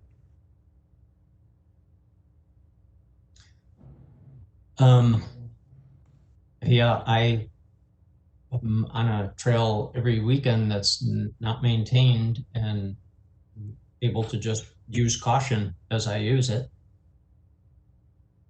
Kathy, does the city have an opinion on this? Because it does ask for trails that are maintained. Right, and I think we use the language that we've used before, that can be further outlined and specified in the landscape plan, and which we still have to approve. So it doesn't have to be determined, I guess, this evening what that material is going to be, but the city will want to look at it and make sure that they agree with the material proposed, which was what we wanted to see on the plan. And I'm not saying that all the pathways have to be asphalt or concrete, but that the main trunk lines or the main circulation areas should be something that can be maintained for everyone's safety. Pathways that go off into the more natural areas could certainly be gravel or, mulch or something like that to maintain the path. But my concern is that and we've had a very mild winter this year, but we've had winters where we've had 2 feet of snow, 3 feet of snow on the ground, 2.5 feet. That renders those paths useless unless that can be maintained in some fashion. If it can be dealt with later, that's fine. I don't want to make an issue out of it right now, but. So we'll see those paths on the landscape plan. Okay. We will address that, absolutely. So keep in mind, I think we're looking for not a mulch, more of a concrete asphalt or some sort of material that when you shovel, it's still there. Someone runs a snow blower over it or whatnot, doesn't spray into someone's yard. Right. So keep that in mind. Yes. Yeah. Mr. Chairman, I have 2 quick questions. Yeah. For the applicant, just curious, what's the reasoning for the 60-foot utility easement at the end of Hayloft Court? The 6-foot utility. 60, you have 60-foot utility easement. I think that's just a connecting condition, assuming that it would be a right-of-way. It's just really the connection into the next phase. And who's that granted to? I would think that would be to the city. That's as well at the end of Mustang Lane, and the temporary turnaround easements, those are to the city mentor as well? Yes, at the end of Mustang Lane, yes. For the hammerhead? Yes. Then I'm kind of coming late in this game here on the subdivision. You had mentioned that you're to bring the water north of the brook toward Johnny Cake? That is correct. Does that get back into Ward Brook later, or does that go somewhere else? No, it goes into the city installed the 48-inch main along Johnny Cake Bridge, and it goes into there and then goes into the city system. Does it go back to Ward Brook, or? I guess my concern is you're crossing watersheds. I don't know if the city of Mentor looked at that or not. I'm just, like I said, I'm late in the game here. I was just curious on that. George, I think it goes west to 306. It doesn't go back to Ward. I don't know, because Ward eventually winds up at Garfield Park. Which may not be an issue, but yeah, I think it taking goes water west away to is some kind of problem. and then north on 306, I think. Okay. I remember seeing it. That's all I had. Did you get a chance? I'm sorry, do we have any other questions? Did you get a chance to review all the conditions? I did, yes. So other than the change to 8 and adding a swale pursuant to city engineer and sublots 10 and 11 being ranches, you're okay with all that? Yes, and then the material of the paths will be. Yeah. Well, we'll see that during a landscaping plan. Yes, I mean, correct. you have something? Well, I think Mr. Haddon indicated, I think it probably be important on the plat that the areas of the blocks all be specified, who's going to be maintaining those areas, as well as the utility easements at the end of Hayloft Court and West Bank Lane. Those should be specified in terms of be responsible for those areas. That should be added. Okay. Do I have a motion?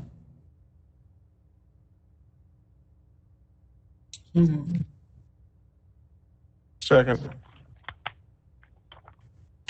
So it's a motion on what we're at, 11, 12, 13, 14 conditions.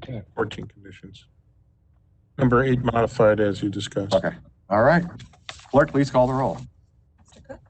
Yes. Mr. Haddon? Yes. Mr. Perkovich? Yes. Mr. Thiedemann? Yes. Mr. Varga? Yes. Mr. Cicero? Yes. Mr. Snow? Okay, thank you. Thank you. Preliminary site plan for shopping plaza at 7720 Menor Avenue. Is that applicant still here? Ralph, I've unmuted you. All right, thank you. Matt's still here? Yeah, we can hear you. Please identify your name and your address for the clerk and tell us what you want to do. Ralph DeBrugen, Manikin Smith Group, 10200 Alliance Road, Suite 135, Cincinnati, Ohio, 45242. Want to build a 3-tenant retail center, 2 restaurants, and a retail shop on the existing almost 1 acre lot. Building is roughly in a similar location to what it was.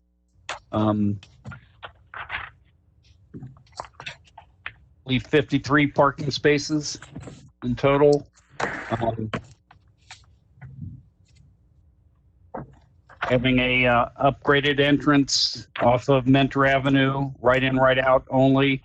We're moving the entrance off of the private drive off of Plaza to the west to get away from the Plaza Boulevard a little bit, and also provide better through access from Mentor Avenue and from Plaza or from the private drive.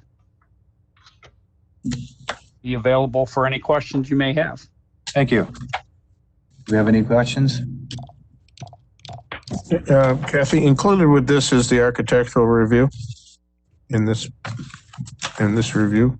This is preliminary. This is preliminary, so we can speak to it, but we won't be approving. You can make any recommendation, but yeah, the formal architectural will be the final plan. I'll wait for site plan comments. Mr. Snow? I have a question. We worked very hard on this initially. Huntington Bank went in to make it all brick. Any thoughts about this being all brick?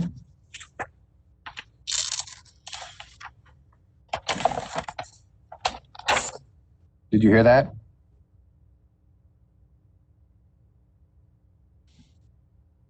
Matt Worthley, are you still on the line as well? I am. Can you hear me? Yep. Are you able to hear me? Yes. Yes.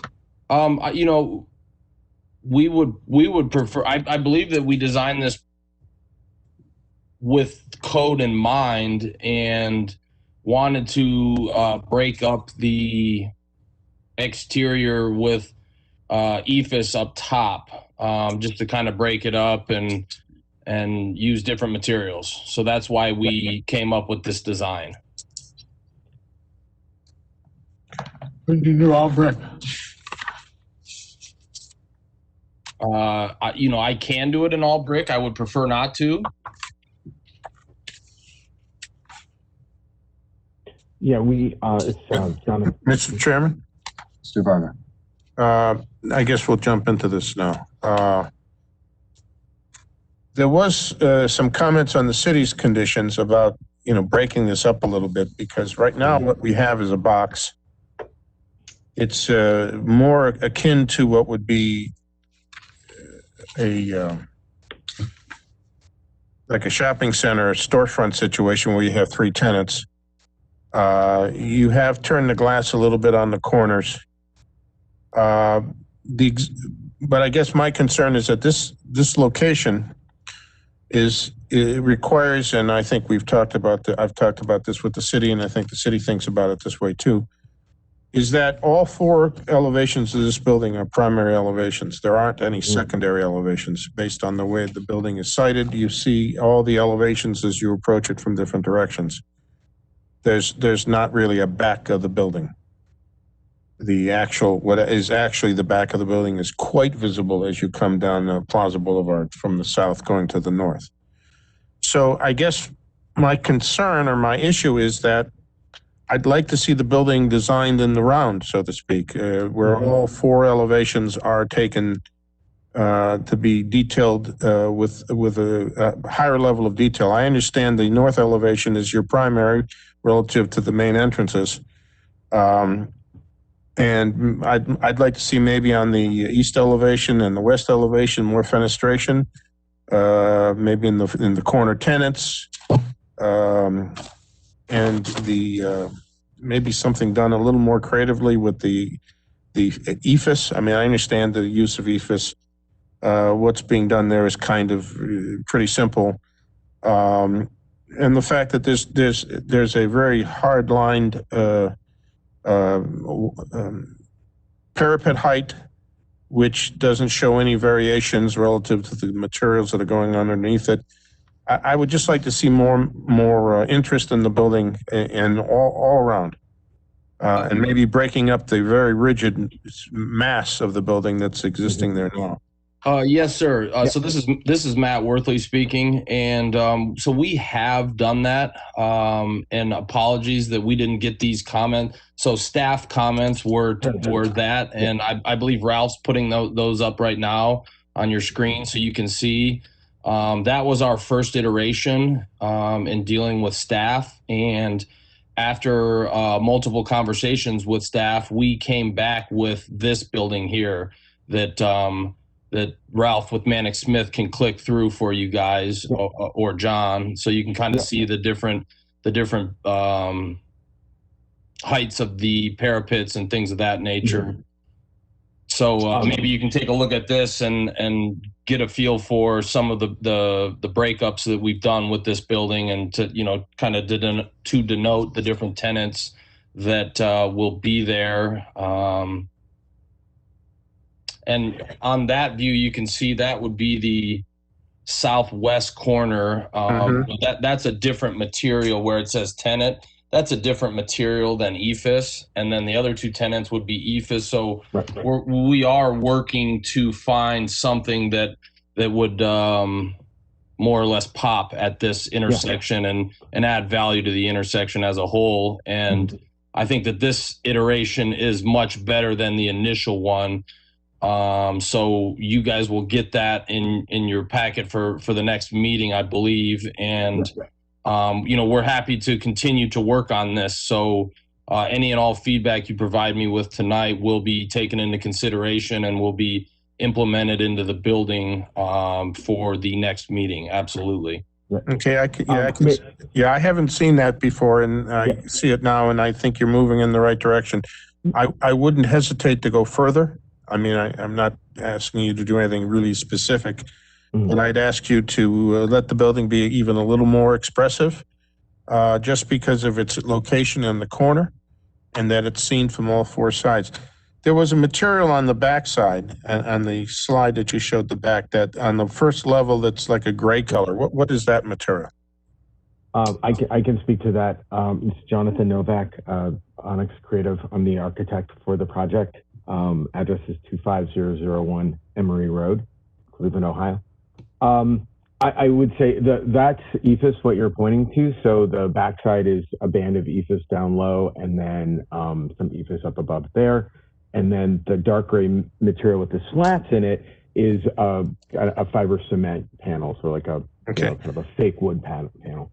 Just to respond to that, I really would like not to see ephes on the lower level, just because of its durability, its lack of, over time it deteriorates.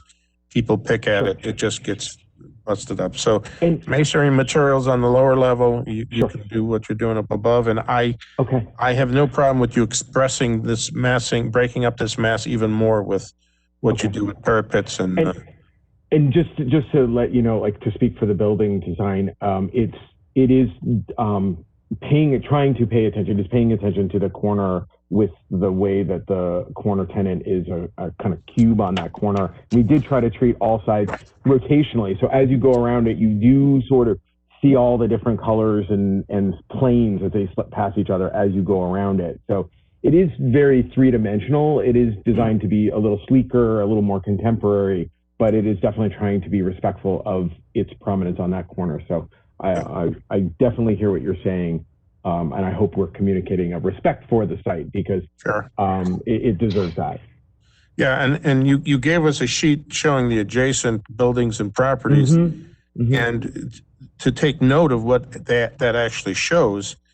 That I'm asking for you to put sloped roofs on it, but it shows that there's a mansard next to it. There's across the street. There's some sloped roofs with tile. There's another fast food with a sloped roof. Uh-huh. AT&T is has a roof line that's broken up with sloped roof. Interesting. Okay. Even the Men's Warehouse across the street has a broken pediment, broken line. So all I'm getting at is, I'm not trying to tell you exactly what to do. Sure. But I'm saying there's a lot of things happening around there. I understand you want to be more contemporary. Just think about some of these things that are going on all around you. Yeah. Because you're going to be right in the middle of it. Yeah, and just what you're saying, I have a little sketch. I think I can do something on a corner that gives us a little roof maybe. And I appreciate what you're saying. I think our strategy was to put the premium materials that are, kind of pedestrian friendly, the interest at the lower level. So I appreciate that you're letting us respect maybe that water table that I have there, and then above it, EFIS, where it's a little further away. It's like 10 or 11 feet above people. So yeah, put the money where people are. Right. And if you look at all these other buildings that I just made reference to, almost all of them have full masonry at the lower levels. Yeah. And they've done different things, but I'm just saying it's a masonry environment that you're putting this into. Absolutely. Absolutely. I think that is a very good point. And I think picking up a little bit of the roof lines in there will lock it in a little bit more. And we'll try to be respectful of the colors as well. It seems like there's a kind of red quality to the brick. So we'll definitely make sure that we fit in. Okay, that's all. And I'm on board with Mr. Snow for more brick. I mean, you're tearing down a brick building. And I'd like to see more brick in your final design as well. Okay. We have any more questions? This is preliminary, right?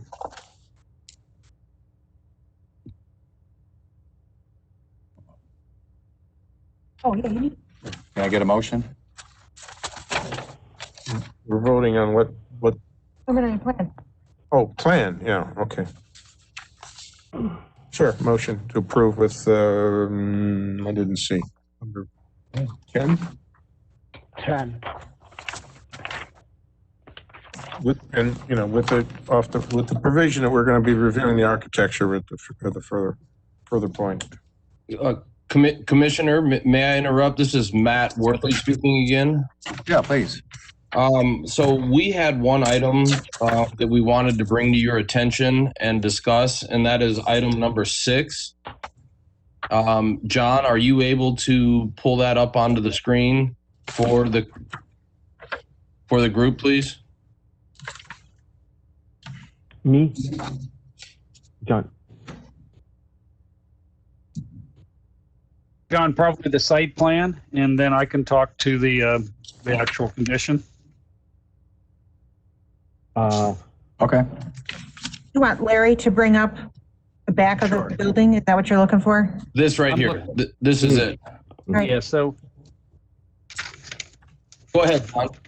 All right, so I'm Ralph Cabrugan again. Condition 6 was wheel stop shall be added at 9 parking spaces directly behind the building, included on the final site plan. So the only issue we have with that is that's a loading area. Those 9 spaces would be primarily used for employee parking, and could be policed by the tenants that they park correctly and not overhang into the striped area. But the intent is that area and part of the parking spaces could be used for maneuvering a truck in there and facilitate deliveries, which would occur, prior to business hours.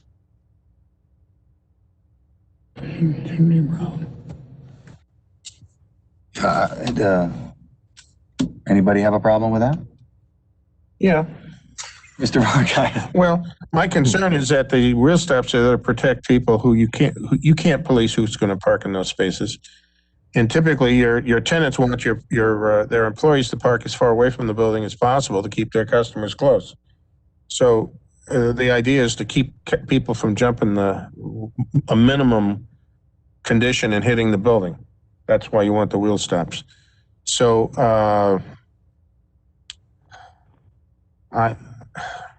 There is 15 feet of striped area there, so there's some room for error if they overhang it, a little bit. You're saying that the parking surface and the area immediately behind the building are at the same elevation? They are. No. I think you need to have a well-defined pedestrian area with at least a curb or something to define it separate from the building. Can we pivot away from having the specific loading zone and load and have specific loading hours and load in that parking lot south of the building? I'm just trying to find a solution that works. You know, I'm happy. I'm not opposed to putting in the wheel stops, and we'll gladly install those. That's not the problem. We're just trying to find a site plan that is sufficient. Here's an idea, all right? You take that strip of 15 feet of pavement, which I think needs to be at a pedestrian level with a curb, separating it from the park. And if you go to the west end of that, you could make that a sloped ramp onto that area. So a truck could stop in the driveway on the west side, unload, and be able to bring their materials up a ramp into the back of the building and not compromise the curb at the parking lot. That works for me. Okay, it works for me. So the wheel stop or the curb, however you define that needs to remain. Sure, absolutely. And then we'll see that again. I mean, it's not like it's a 4-foot sidewalk, so if they use the curb between the pedestrian surface and the parking lot, an overhang wouldn't bother me because there's so much space there. So when do we add wheel stops or curbing? That's There you correct. go. That's item 6. Okay. I have a motion. There's a lot of motions. Motion to approve with 10 items, number 6 being adjusted based on the previous comments. Second? Please call the roll. Cook? Yes. Mr. Hadden? Yes. Mr. Perkovich? Yes. Mr. Thiedemann? Yes. Mr. Varga? Yes. Mr. Cicero? Yes. Mr. Snow? Okay, we have a miscellaneous review to amend the approved development plan to adjust the storm sewer easements within phase 2 of Ridgewood Green subdivision. Is that applicant here? Yes, he is. I'm going to unmute Dusty now. Good evening. Can you hear me? Yeah, please state your name and address for the clerk. Dustin Keeney with Polaris Engineering and Surveying, 34600 Chardon Road, Willoughby Hills, Ohio, 44094. All right, Dusty, would you tell us a little bit about what you want to do here? Okay, we had a development plan that had come before planning back in June of 2018, and then we came for final approval of phase 1 and the plat for phase 2 in January of 2019. The development has started and construction of phase 1 is underway. We were in the process of finalizing the final improvement permits for phase 2 to continue into the next phase. And we ran into a hiccup with the Ohio EPA when we had gotten all of our permits through the city and through the Army Corps and everybody for phase 1. The intention was to utilize, there was 2 existing golf course ponds that existed on the site. The intention from the beginning was to use those for stormwater management for a portion of the development. There actually was a new basin that was built as part of phase 1. Part of phase 3 in the future will have its own basin, but for the majority of phase 2 is going to be handled with a retrofit of the existing golf course ponds and turning those into stormwater management. As we were going through the approvals, Ohio EPA came up with a determination that those existing ponds were not regulated by the Army Corps of Engineers. They were actually regulated by the EPA. So that kind of threw us for a loop that we were not expecting.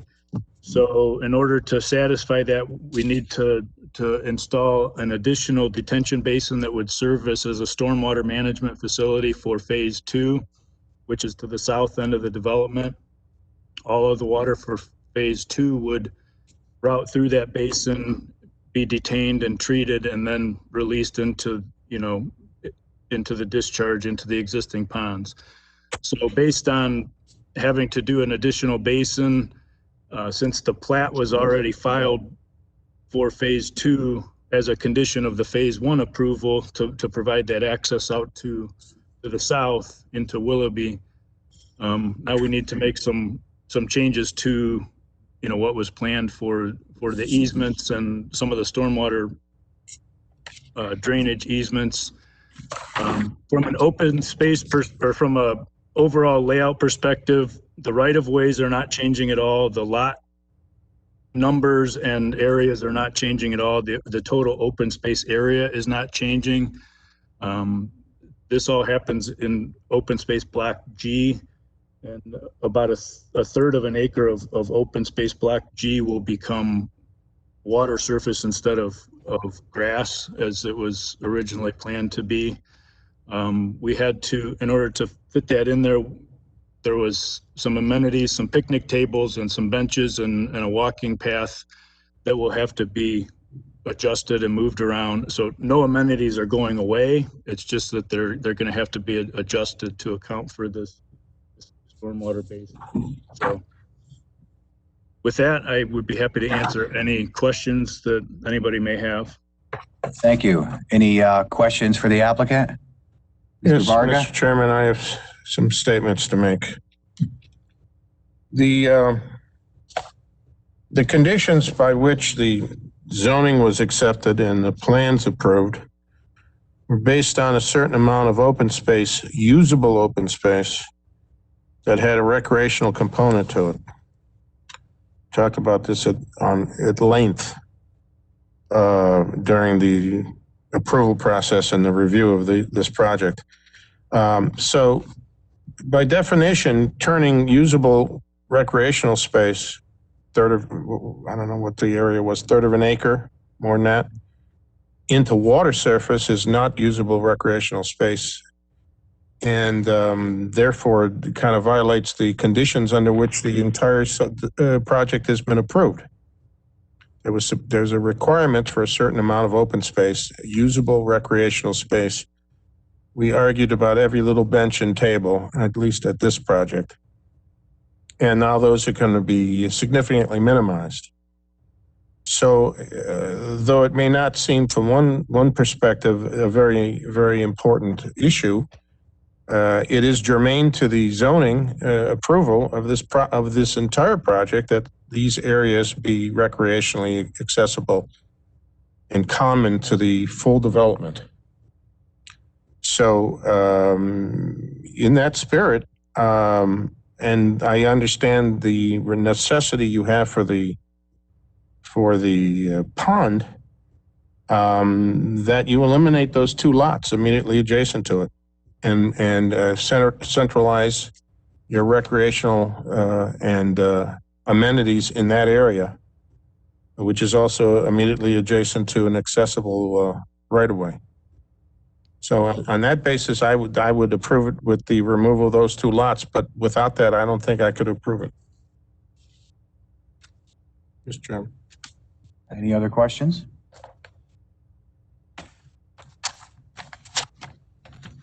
Yeah, I mean, I'm on board with Mr. Varga. I see that you're up against it. I understand that the EPA has come in, but to reiterate what Mr. Varga was saying, we fought over every bench and everything along the way, and you're taking away a usable amenity. Not to mind you, people have already bought in phase 1. And I think you have to add something more than moving the picnic tables 12 feet off the house of sublot 82. Now, I don't know if that's removing two sublots 81 and 82, but I feel like you've come with a problem. And I understand it, but not with a solution. The solution was just move the benches. So, I'm on board with Mr. Varga, at least. Now, again, I'm not saying what lots you need to remove or if any at all, but you got to come more to the table than just relocating the walking trail and just moving the benches into a tighter area. Does that make sense, Dusty? Yeah, I guess from an overall perspective, I mean, we're well above the total open. I mean, the open space requirement is 15%. We're at like almost 46% of total open space. So, I mean, from a code Mr. Chairman. Mr. Varga. The open space doesn't include right-of-ways. It doesn't include required drainage ways. Those are not usable, and for the residents. You got to keep in mind that the density of the entire subdivision is based on providing some of this open, usable recreational area. It's not just a drainage way. That's not a usable recreational thing. And we debated this and went over this at the time that was approved. So I think that my point is we need to get at least some, if not all, of what we had agreed to initially to be reinstated in the plan at some point. My suggestion was to lose those 2 lots, but if you can do it in some other way where it makes sense and is usable to the tenants or to the residents, that's fine. But open space is not a roadway. It's not a required drainage way or a detention facility.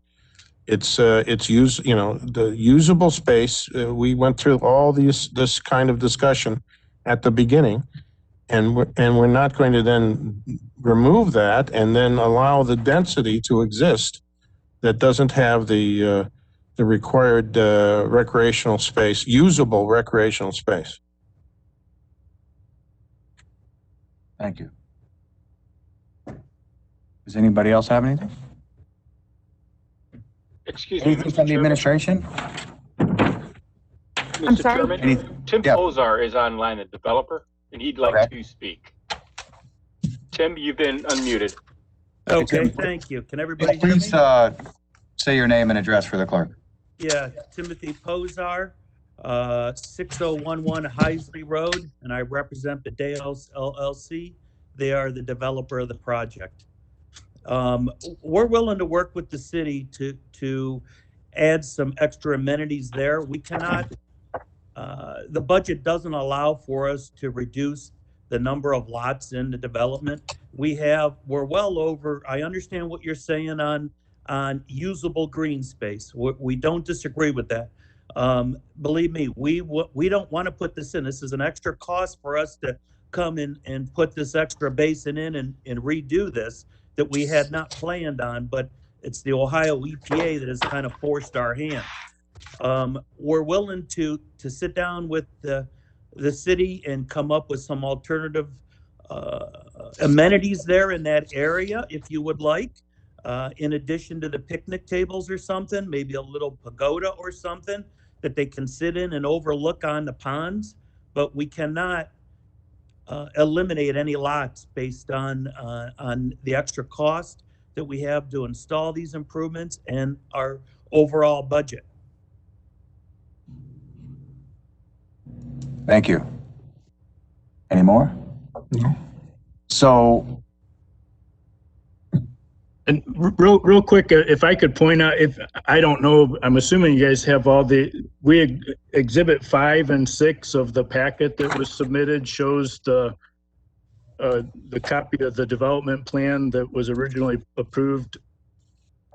And you see on exhibit 5, there's a dashed possible detention area, which is shown, coming pretty substantially into the area where this pond is located.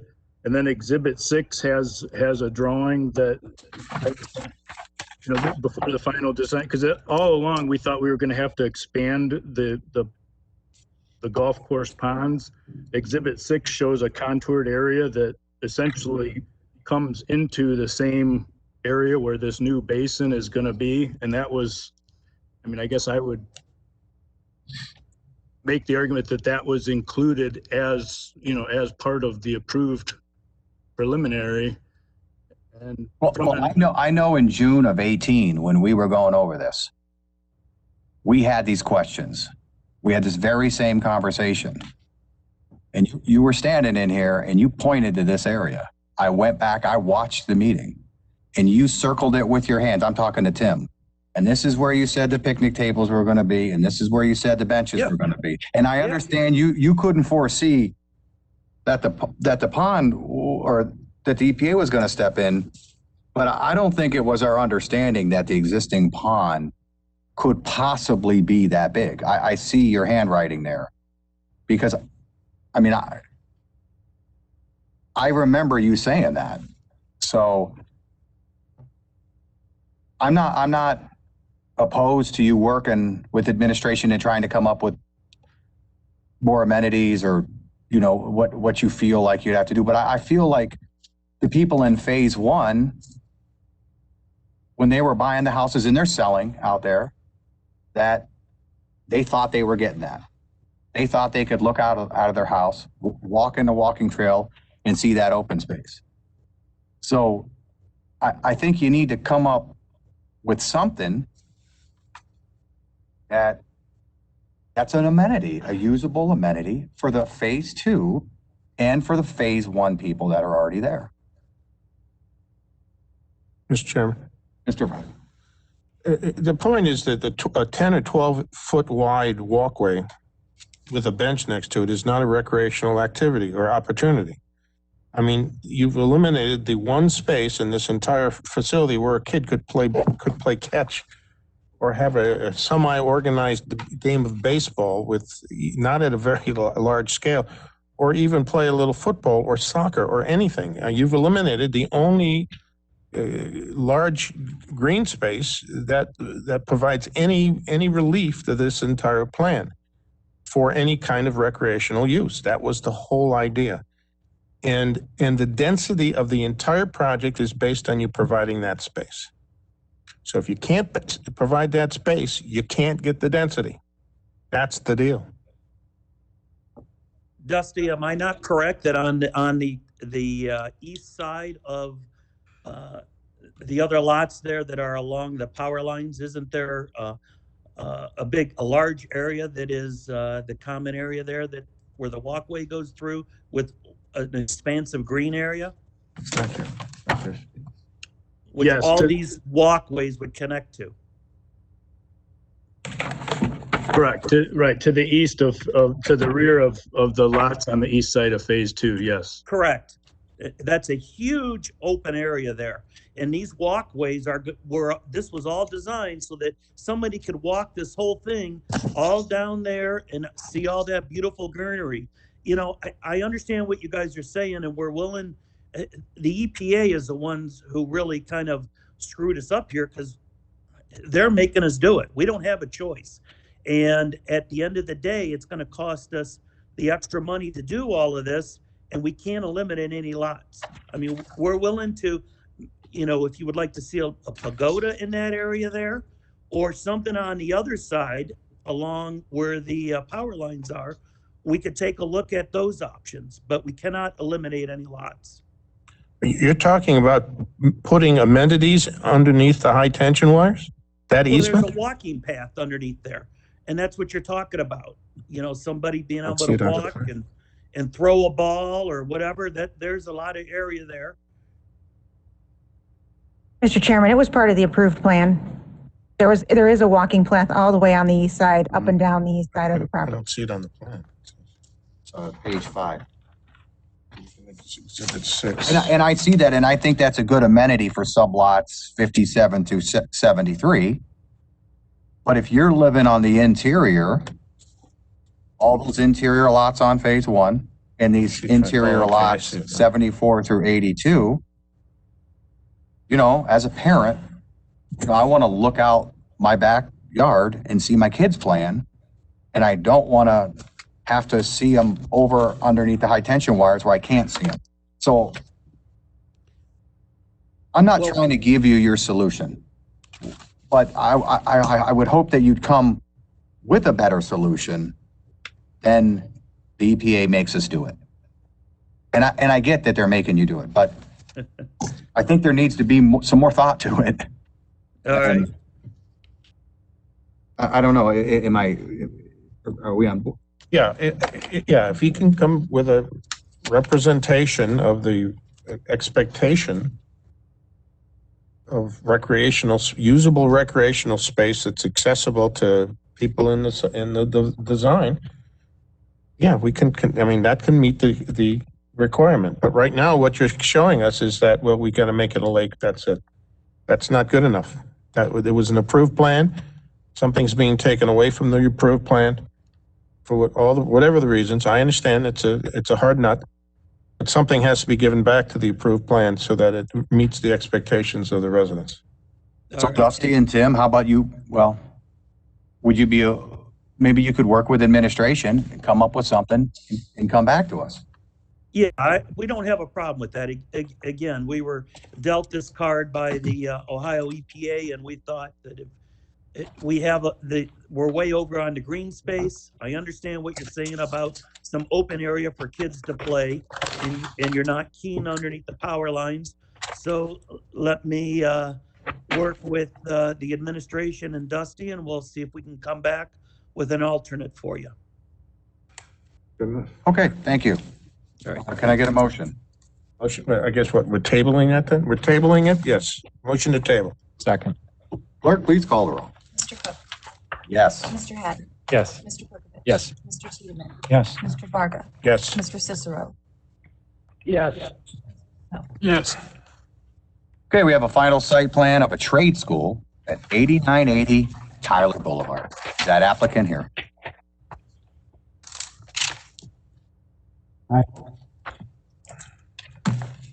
Hello? Good, Rich. All right, Rich, please state your name and your address for the clerk. Rich Cancanzarini, Land Design Consultants, 9025 Osborne Drive, Center, Ohio. All right, Rich, tell us a little bit about what you want to do. Is Frank on the line? I just found Frank, so he's unmuted now too. Okay. Frank? Frank?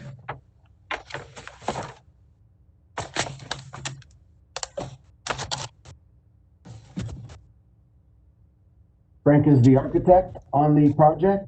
Hopefully we can get. I don't hear him, Rich. Okay.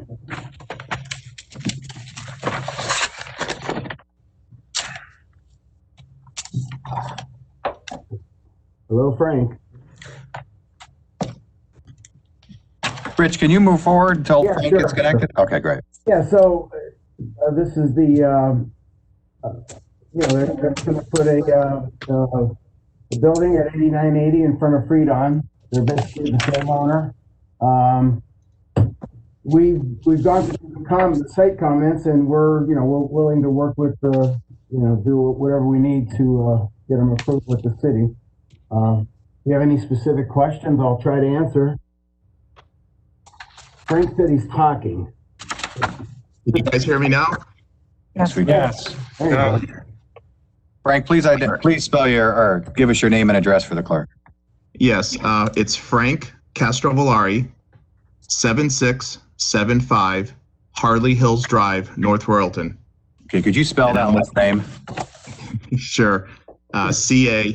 CASTRO, V as in Victor, ILLARI. Thank you. See, that's why I don't do these meetings. All right, tell us a little bit about what you want to do. Okay. Freedon, which is behind our building, is donating property to AWT to build I'm just going to round it off, 12,500 square foot building. We have submitted in the past, and we have gotten comments. This is hopefully a final site approval. They are doing a trade school. The trade school is going to be open up to, I believe it's 7th grade to adults. The children will come in during their shop class time or after school. They will be bused here.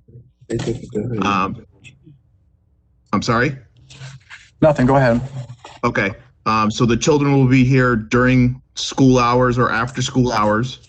And then after 5, 6 o'clock, it will be open up to adults to have industrial training on like lathes and welding and things like that. They will have activities probably on Saturdays, not on Sundays. Basically, it's an educational building for trades. Thank you. Commissioners, any questions for the applicant?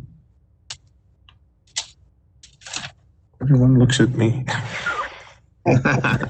I just have a comment for Rich. Mr. Hatton. Hey, Rich, your elevations on your storm sewer are different on sheet 4 as compared to your other sheets, so you just may want to check that.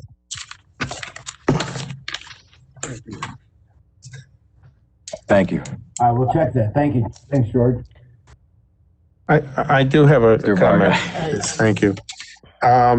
I think it's a great job. I mean, a great project. I think this is something that's really useful to the community. There is a condition about, shielding the rooftop units. They're not shown on the elevations. Can you tell me if they were on the roof, would we see them based on these elevations? Yeah. So you see the big center glass box? Yes. That goes up above the parapet. My initial design is to put the units kind of behind that big, tall thing towards the back of the building, like in the middle of the back of the building. Once we design the HVAC, I'm going to update this 3D model and actually put it up there and see if I can see it from the street. If we can, we will shield it from the street. But at this moment, it is my intent that it will not be seen from the street. Okay, well, it's not just from the street, it's from adjacent properties too, so. Yes, well, yes, exactly, yes. And I just have a question. There's a lot of doors that come out of this from the, on the exterior, on this north elevation, on the south elevation. There's a whole series of man doors with the lights above. Those, I don't have the plan right in front of me. Those are coming out of classrooms? Yes, there are, the way the floor plan is set up, and I thought you guys did get the floor plan. Yeah, I just don't have it in front of me right now. Okay, so there would be a lab, and the next room would be the classroom, and then a lab and a classroom. So each lab and classroom will have a door that goes outside, just in case, they want to take a break and go outside. Then there's partitions that will open up to make one larger classroom. And on the north and south side, we have to have an overhead door. And the overhead door is nothing more than bringing in the equipment that is needed, that is just way too big. It'll be on a tow motor, brought in and put in place. And the only other time it'll be used is when they have to service it and bring it out and replace it. We can't go down the hallways. We can't, go through the front door. So I also placed the man door next to those just in case, the door doesn't work and we have to get out. So yes, there are a large number of man doors, but because we also have children in here, we wanted every classroom to have a direct access to the outside. Would you actually be using these as entrances, or are they really just for the second exit from a classroom? Primarily second exit from from emergency purposes. Now in the summertime, I don't know, we do have a patio out there that's in the corner. Yeah. Who's to say that someone may not go out one of those doors to go to the patio and sit for a few minutes? But the intent is to just be egress only. The only reason I bring it up is that, in this climate that we live in, that maybe a little overhang or some kind of cover for those doors might be appropriate. I don't know if you looked at that. I'm not sure I'm necessarily going to make it a requirement, but it certainly would be useful to have a little refuge there underneath those doors where people would be going outside. Did you consider anything like that? I did, and the original intent was we really don't want them to use it unless it's an emergency, so why make it comfortable for them? But if I can look at it.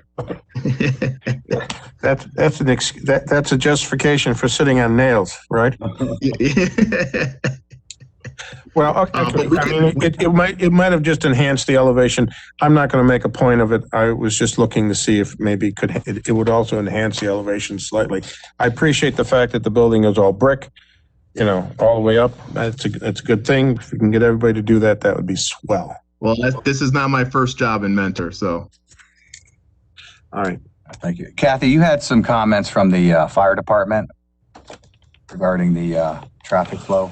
I had a conversation with both Chief Searles and Inspector Terry Scott, and they both indicated they were comfortable with the redesign of the circulation up front with the new access drive.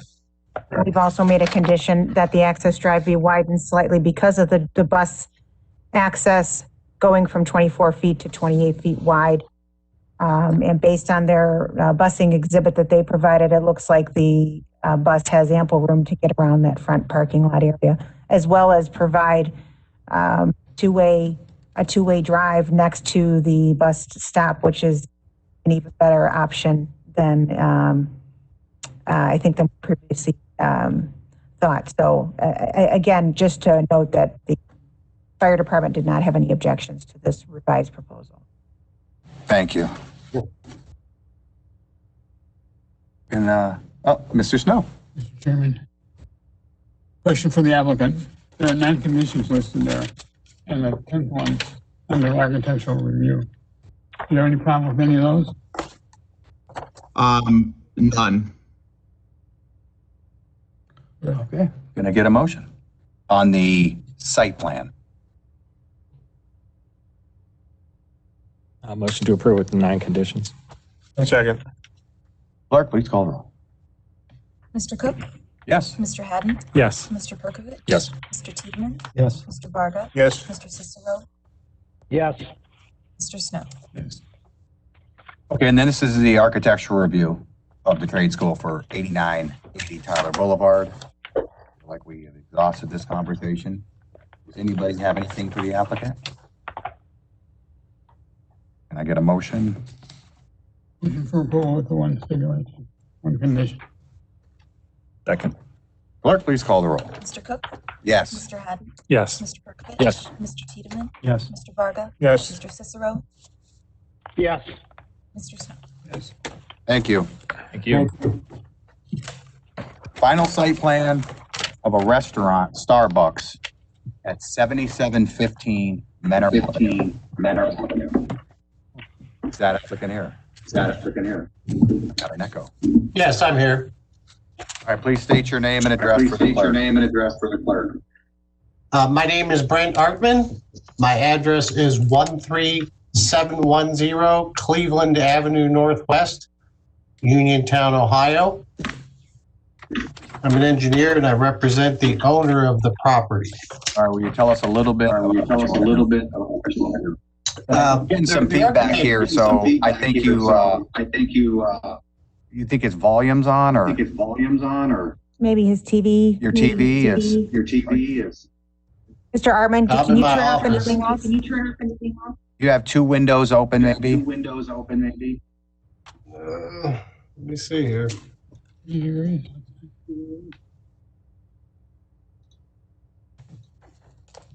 Is that better? Testing? Yeah, that's better. Is that better? Is that better? Okay. All right, tell us a little bit about what you want to do. The architect, Tim Conley, should also be on this call or on this meeting as well. I don't know if he's unmuted or not. I will unmute him now. So it's Going so good.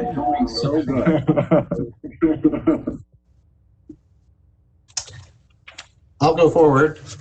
Again, like I said, I represent the owner of the property, the former Toys R Us building there. We're proposing to do a 2,200 square foot Starbucks restaurant on the northeast corner there of Plaza Boulevard and Mentor Avenue. The building would, like I said, is a 2,200 square foot building. It includes outdoor dining, and a drive-through facility. The drive-through will accommodate an 11-car stack, and we have 33 parking spaces dedicated to the Starbucks building. We intend to split off about a 7/10 of an acre lot to accommodate this. We will have in place reciprocal parking and ingress, egress, and access easements on both pieces of property once it is split. We've already been through the preliminary approval. I believe we've addressed the concerns from the preliminary application, but in reading through the conditions on the site, I don't see anything in there that we would object to. Okay, thank you. Do you have any questions for the applicant regarding this site plan?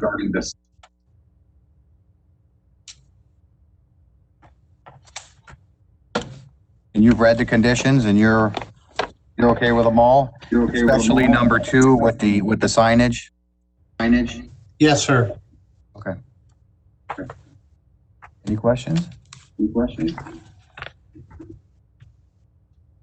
Chairman. Mr. Szeman. Yeah, just a housekeeping item. On the cross-access easements, we do standard, we have there was an incident a few years ago where a cross-access easement was provided between 2 parcels.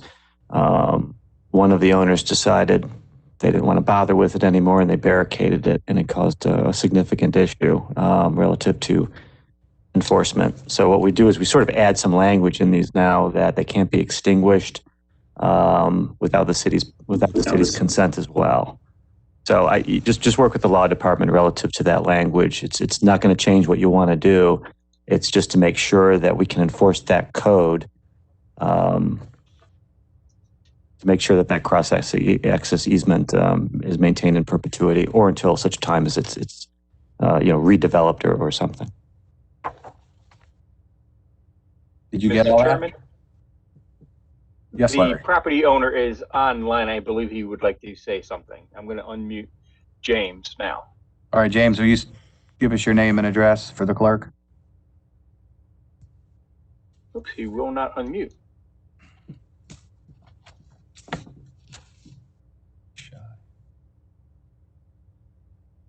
Okay, yeah, I cannot unmute him now, so he might be having issues with his. It looks like he's on 2 different platforms, maybe? Because his name's showing up twice.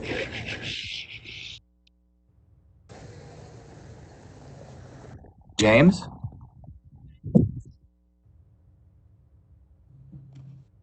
As I unmute him, he mutes himself again, so he may not want to talk. Okay. We have a motion on. Could you hear me? I was just having James, trouble yes. getting. Okay, sorry about that. I can hear you. My phone died. I started the call 2 hours ago. I was at 60%. I had to switch to a different phone. Okay. Please give us your name and address for the clerk. James Sabatine Jr., 1305 Boardman Canfield Road, Suite 8, Boardman, Ohio, 44512. All right, could you spell your last name? Sabatine. All right, thank you.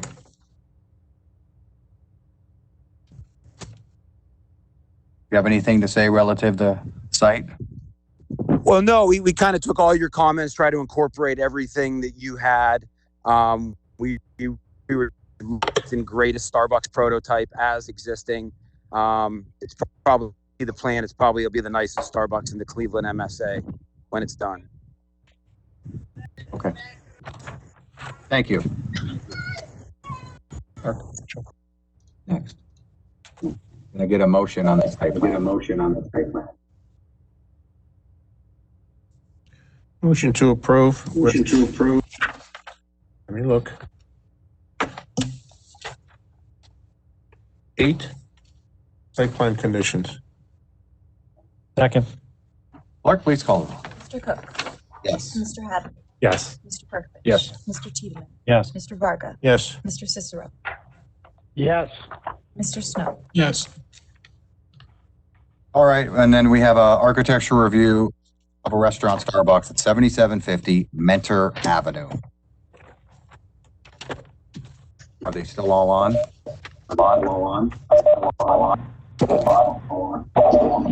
Yeah, this is Tim Connolly, K2M Design, 3121 Ridge Avenue, Cleveland, Ohio. Hi, Tim. Hi, Jeff. Hey, how you doing, Mr. Varga? Only have a couple comments. Only have a couple comments. We're getting bad feedback. You see that the condition number one? Condition number one.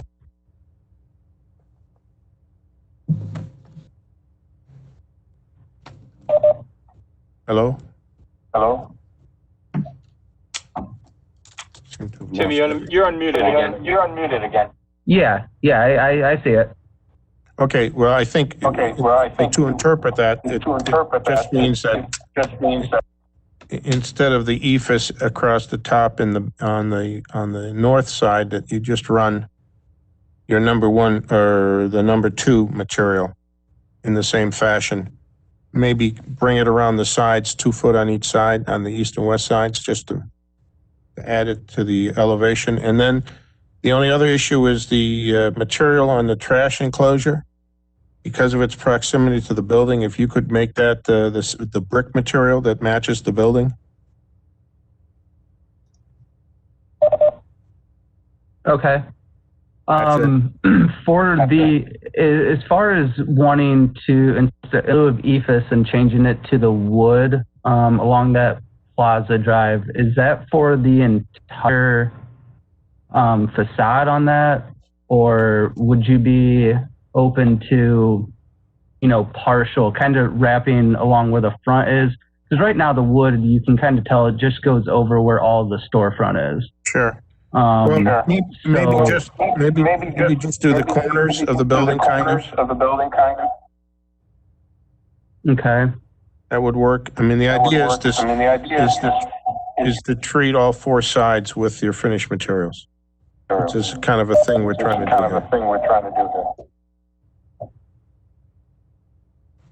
Okay. That's good. Okay. Do we have any other questions? Can you just reemphasize what that other condition that's not on here that you wanted to make sure that we added regarding the trash enclosure? Yeah, that would be number 6, that the exterior material of the trash enclosure be the matching brick veneer. Is that a motion? That's a motion for 6 conditions architecturally. Second. Clerk, please call the roll. Mr. Cook? Yes. Mr. Haddon? Yes. Mr. Perkovich? Yes. Mr. Tiedemann? Yes. Mr. Varga? Yes. Mr. Cicero? Yes. Mr. Snow? Yes. All right, thank you. Thank you. Director's report. Kathy, you had something?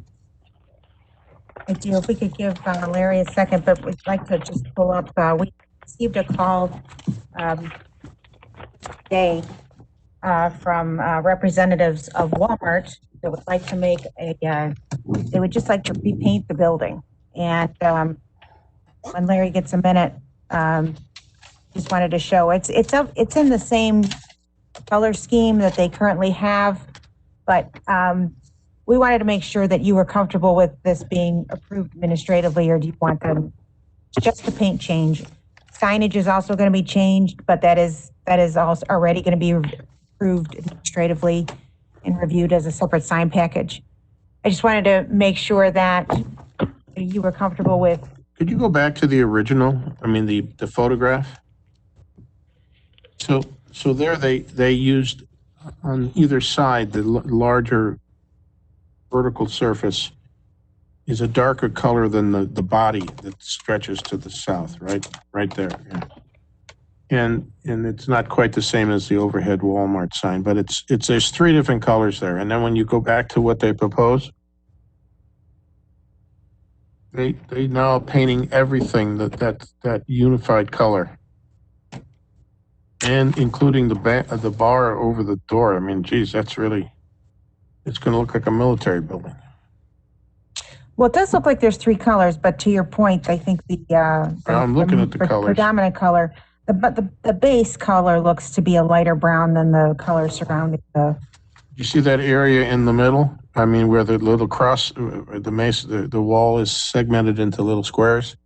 Yeah. That's all the same as the regular wall. That used to be a different color, and the bar over the top of where the Walmart sign is, that's also now all the same color. That's going to be pretty much a single color building. So we want them to come back. I would say they have an impression that the building has now with the three different the substantial areas are painted three different colors. And right now it looks like they're pushing it all to be one color, except for some small changes. Yeah, they have them bring it back.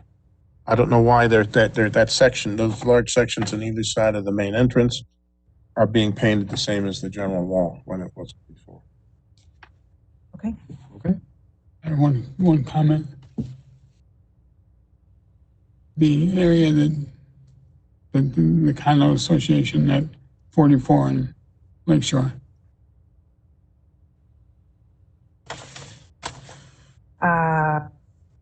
Sorry, I'm drawing a blank. 44 in Lakeshore. Oh, the Lakeshore Highlands? yeah, Lakeshore, Lakeview Island. Or The cart path, again, has no definitive explanation as to what it should be material-wise. We come up with a definition. There wasn't a material specified on No. You and I talked about that. Yeah. So are you saying that, But doesn't it have to be a maintainable surface? Isn't that part of how it reads? no, I'll have to look at the definition. Yeah. I mean, this is the same topic as the other project we looked Number at 7 tonight. on. Yeah. That we don't necessarily dictate the material, but it should Well, it needs to be it followed. should be maintainable. If it's just dirt or, then it's not, you can't maintain it. Okay. We'll look into it some more. All right, I'll entertain a motion to adjourn. Second. Thank you.